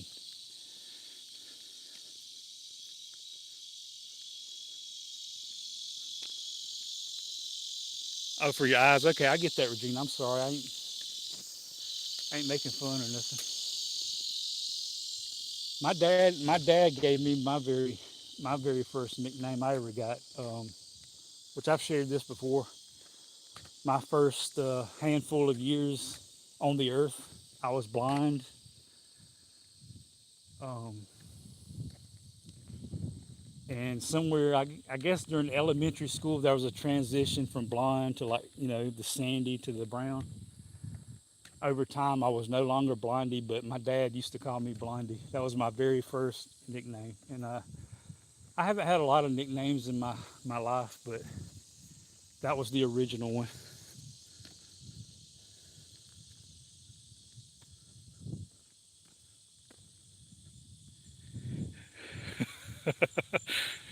See, your nickname's kind of cruel there, teacher, but I guess that's kind of fun. As long as it don't hurt you. If it bothers you, I'm not going to laugh. But he says I always hustled, which is a great thing. That's another thing I don't like. All right, that is, I don't talk about pet peeves a lot, right? But I guess one of kind of pet peeve is so. I don't know if this is not gonna be a wow moment for you probably, but if me and the freeze guy from the Atlanta Braves were to race, he would probably win. If me and Usain Bolt, were in a foot race, I mean, it's no question. What I'm saying is everybody's gifted in different areas, and sometimes people will, put you down, even though, I like what the teacher said about how he hustled. You see, you got a maximum, and that's he said hustle. To me, that's 100%, right? And when you're maxed out, may not be as good as whoever your Usain Bolt is, or whoever your Mr. Freeze is. Everybody's different, but sometimes people, and I even think on the jobs, people are gifted in different ways. So this person's not going to be able to do this certain job as fast as that. But does that mean is he not doing his best? No. That's some of the things in life that bothers me when people compare people, but not everybody's programmed the same. Not everybody's got the same gifts. You see what I'm saying? So that just came to my mind when I was reading the teacher what he said. But I admire that you said you hustle because that's all you can do, right?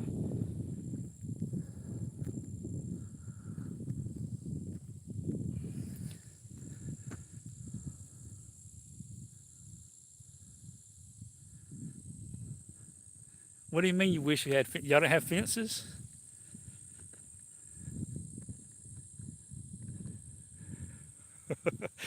Jeff says if me and a sloth race, I'd probably lose at this point. See, Jeff, you done forgot. You don't remember the tortoise and the hare? Come on.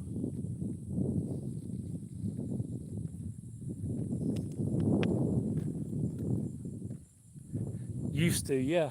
Same here, Troy. Which I say that on these live streams, right? Like y'all see me most of the time I'm walking. I think I done one video where I ran for a brief portion. It's a very brief portion. But anyhow, if y'all see me like take off running on one of these live streams, you know something's behind me. There's a reason for it. It's more than likely not going to be my intention or my motivation. It's going to be whatever's motivated to get me behind me. I definitely don't run too often anymore. Not that I can't. I'll still challenge anybody to a foot race. I think I still got that in me. Don't mean I'll win, but I will challenge. Can't guarantee it'll be very far.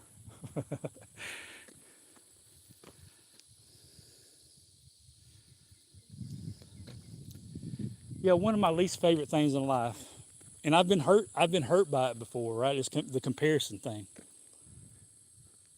Um,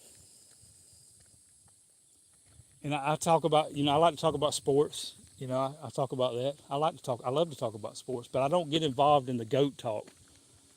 And if you want to, you can, that's your free will, that's your choice. But I don't like that because I don't like the comparison. The only kind of comparison I like most comparison hurts people is what I'm saying. There's some comparison that will help, but for the most part, more often than not, it's going to hurt somebody when you compare one person to another. And it's like yesterday, I was watching Justin Verlander.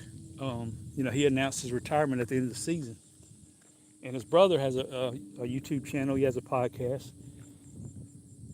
but you see, his brother played baseball, but he wasn't Justin Verlander. He didn't make it to the majors, and his brother made it to the majors. Not only that, it's going to be a Hall of Famer. One of the greatest of all times. And I said one of. I didn't say he is the greatest, the GOAT. But anyhow, is it fair to compare Ben Verlander to Justin Verlander? Is he any less of a person than his brother just because his brother was better, you know, for a longer period of time? That don't mean, I don't know. I just get hurt a lot when people compare people to people. And, I like, Larry Bird's my favorite player of all time, my favorite of all time. But I won't say he's the GOAT because I don't think it's fair because his teammates wasn't the same as Michael Jordan's teammates. And Michael Jordan's teammates wasn't the same as Magic Johnson's. And Magic Johnson's wasn't the same as Kobe Bryant. Kobe Bryant's wasn't the same as Bill Russell. And Bill Russell's wasn't the same as Wilt Chamberlain. You see, it's a mixture of a lot of different things that the factors that get left out, you see. But in life, I think about in life, nobody is better than anybody else in life. You're not better than me, and I'm not better than you. You may be better at me at running, since we're talking about running. You might be better than me at running, and that's fine. You're gifted more in that area than I am. But there's some things that my strengths are better than yours. Not to brag about, or it's just we're all built different. We all have strengths and weaknesses. But nobody is better than anybody else. And that's, I guess, one of my biggest things that I don't like in life is when people think they're better than you are. Because I've been hurt there. And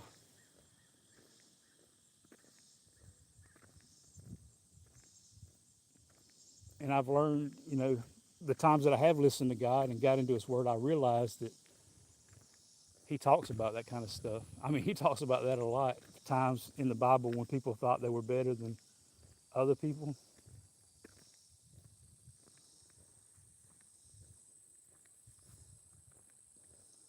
There's only one GOAT in my book. There's only one greatest of all time in my book, and it's Jesus. So if you compare me to Jesus, or you compare you to Jesus, or you compare anybody to Jesus, the other person's always going to lose. They're always going to fall short. It don't matter what the area is. He's the greatest of all time. And I've learned that, when you look down on other people, sometimes I do joke, and y'all know that. I like to joke sometimes because I know, to me, laughter is a great medicine. So, like, if I'm ever in a store and somebody's on a ladder, or if I'm, how they have ladders at stores, or if somebody's on a ladder, like, around outside, and they're like, a few rungs up on the ladder, or ever how high they are on the ladder, they're taller than me, right? And I would just like to joke and ask them why they're looking down on me. Why are you looking down on me? Just to be silly, but there's people in life, as you go through life, there's people that think they're better than you are. And they look down on you.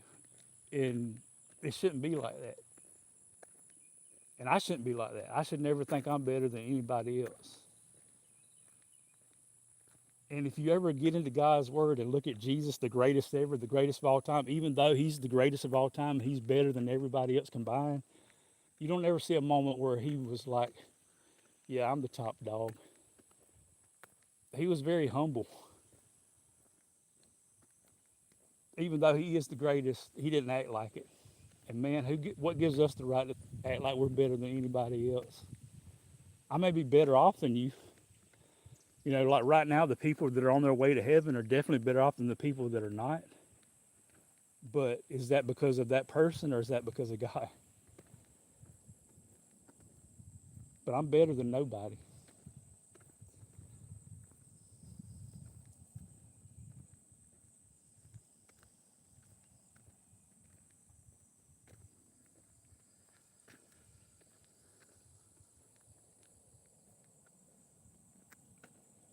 Yeah, treat people like you like to be treated is one of my favorite. I say the golden rule is the best tool. We like to use tools for different things, right? But the best tool you can use in life ain't a hammer or a saw or whatever your go-to tool is. The best tool in life is the golden rule. Man, if we all could just apply the golden rule to everything in life, I'm talking to me. I'm just saying, man, what a difference it would make in the world. But so often we don't have that philosophy. Or maybe we have the philosophy, but don't have the feet to do it.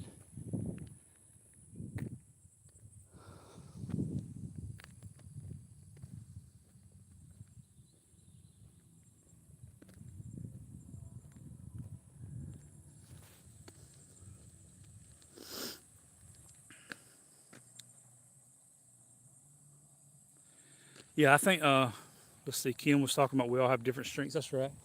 I talked about that earlier. I think was I took some business classes, and when you're when you start up a business, you always do a SWOT test, SWOT, and before you start a business, you need to know what your strengths are. Before you start a business, you need to know what your weaknesses are. With your strengths, with my strengths, whatever your gifting is, keep working in those areas, right? And work on getting better at it. Even though it's just your strength, you still can get better at it because, like, practice makes progress. We're not perfect, but practice don't make perfect. People say that all the time. It's another untruth. Practice don't make perfect, but practice does make progress. So this is what I would tell somebody young or old. It don't matter what age you're in. Whatever you're good at, whatever your strength is, you'll hear it from other people what your strengths are. But keep doing those things. But also not only keep doing it, but keep trying to get better at it, improve upon it. And then weaknesses, we all have those as well. And we're not going to perfect our weaknesses, but can we get better at our weaknesses? Yeah, practice makes progress. Opportunities, the O of SWOT test.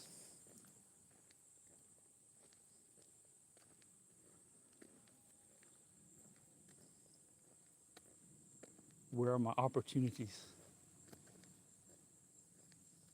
And then threats. You know, we have threats. Businesses have threats. People have threats. You have an enemy. You have opposition. But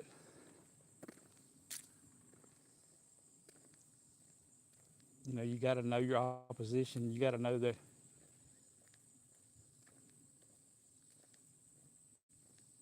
modes of operation.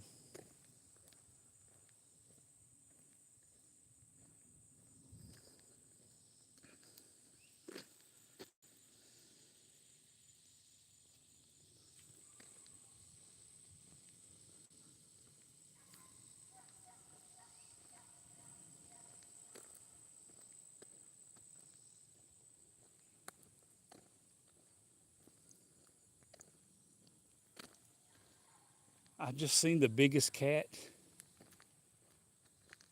one of the biggest cats I have ever seen.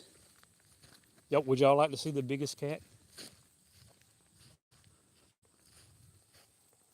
Here's y'all some wildlife. I talked about how I wasn't showing any wildlife, but this is an immobile, some immobile wildlife, and I mean, do y'all remember what was his name? Andres Galarraga from back in the day. It's a baseball name. Andres Galarraga. He was known as the Big Cat. I just seen a big cat, guys. There you go. There it is. All right, I'm done with the silly now. Hello to Just One Sue. Happy Thursday.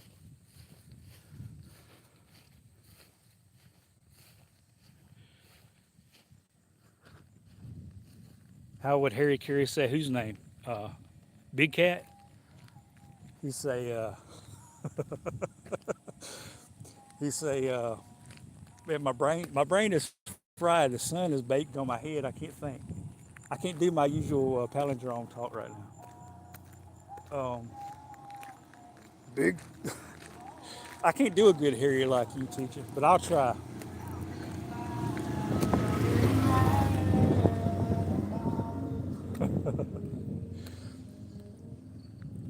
I know he would say, Sosa spelled backwards is Assos.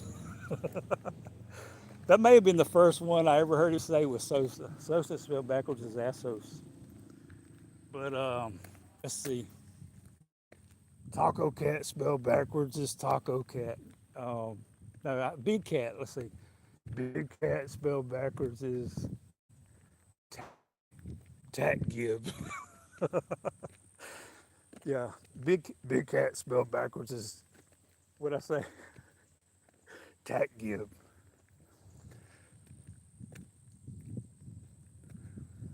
Oh one, oh two. Let me hear you. I can't do it. I can't do it. My brother could do Harry good. He could do his son good. He could do his grandson good. You know, if your last name was Carey, my brother Gary would do a good Carey impersonation. And that's another thing. You see, I'm not my brother. I can't do those impression. I can't even say it, much less do them.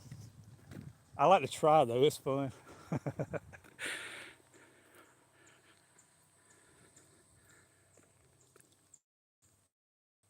But sometimes Harry would give him a hard time. He'd be like, he would be expecting like Andre to hit a home run or something like that, and then they pop it up. He'd be like, that wouldn't even been a home run out of a phone booth.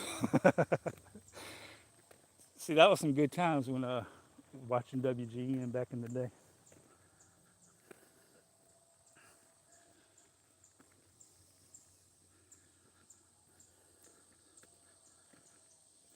But I don't remember the girl's name, teacher, that sung the was it the national anthem or what was it? I can't think now.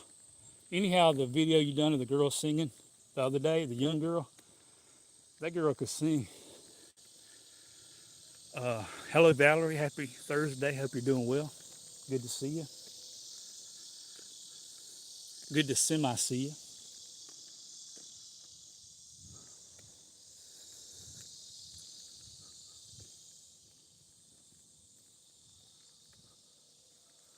But yeah, my brother used to do all the My dad did too. They used to do a lot of impressions. Casey Kasem. Y'all was talking about NASCAR earlier. The voice of one of the voices of NASCAR back in the day also was the voice of Alabama sports. Eli Gold. My brother used to do Eli Gold a lot.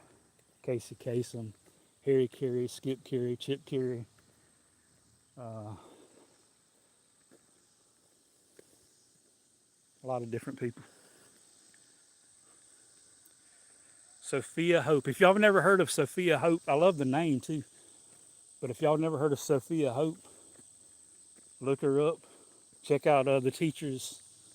I think it was a short video. Check out. He's got a short video of a young lady singing at the Cubs game, and man, she was belting it out really good. 11 years old. That's amazing.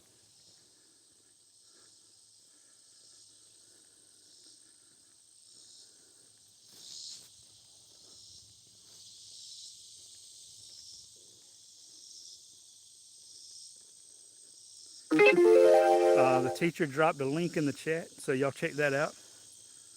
I'm guessing that's the one of the young ladies singing. It's really cool, really good. I was impressed.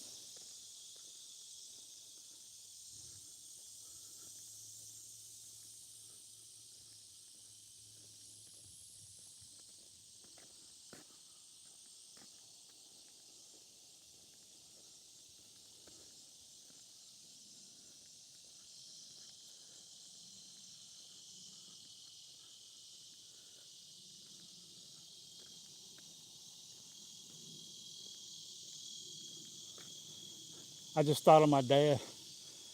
Since we're talking baseball, speaking of nicknames, my dad, my dad used to say when he was in school they called him Homer.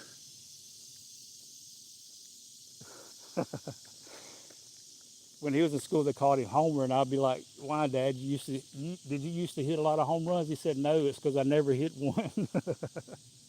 That was one of his favorite jokes. They called him Homer in school because he never hit one.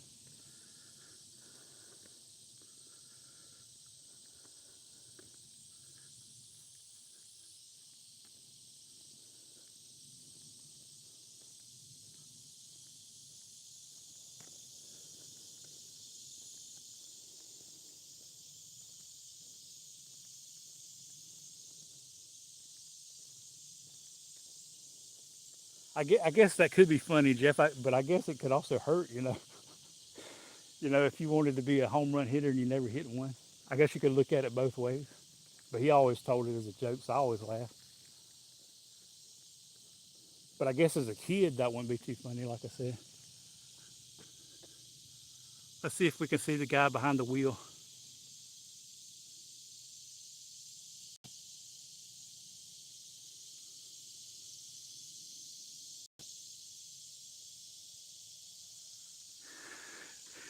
Calling the big guy tiny. Yeah.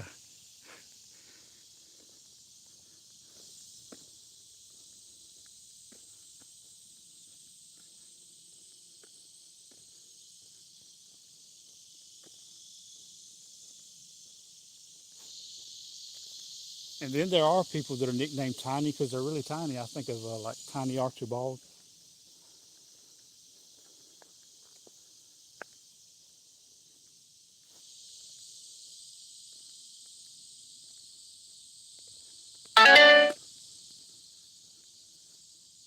Teacher says wave. I guess he's talking about wave to the people flying above. Do you ever do the wave at the? Do they still do the wave at the Cubs game, teacher? Or I don't even know if I can recall if they ever have or not. I know. I guess it's probably primarily football that they do the wave, but I was just wondering if you participated in the wave.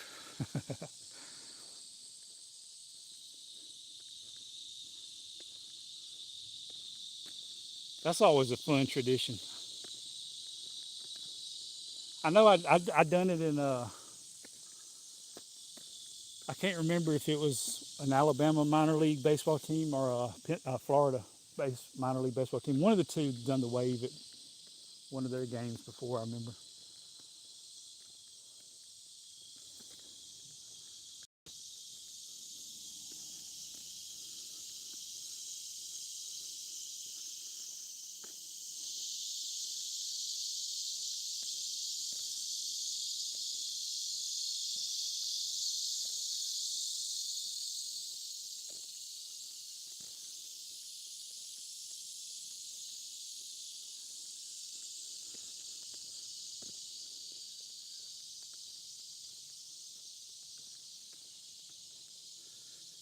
So, do you anticipate Pete Crow Armstrong having a good second half, or is he going to drop off like was it last year that he dropped off?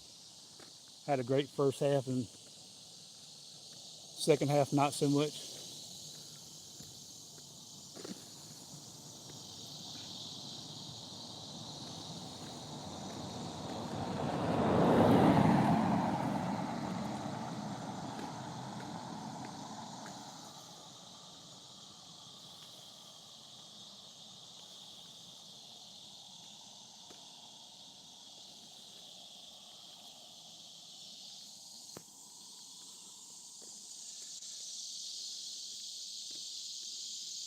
Strong second half. I hope so.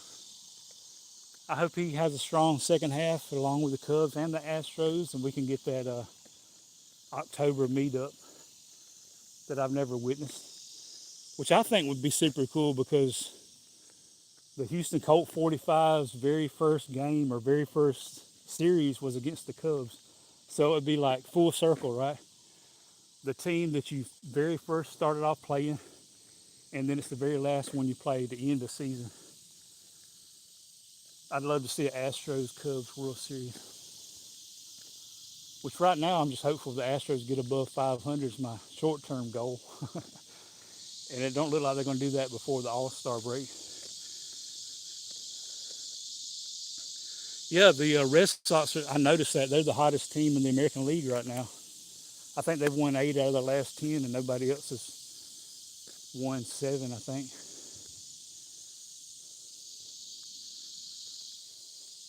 Which that was kind of like the way they played last year. They started out really bad last year, and then they came around, if I remember right. Man, I didn't realize I'd done been on for 2 hours, over 2 hours. Wow. I appreciate everybody stopping by today. Um, it always means a lot anytime anybody stops by. I enjoy talking to y'all. I hope y'all enjoy on that end. But I want to remind everybody that I love everybody and I don't hate anybody, and it's all because of somebody who died for me. His name's Jesus. And my encouragement for today is have a little talk with Jesus today if you haven't already. And if you have already, you can do some more. It won't hurt you, I promise. But God bless y'all, and I hope to see y'all again somewhere down the road.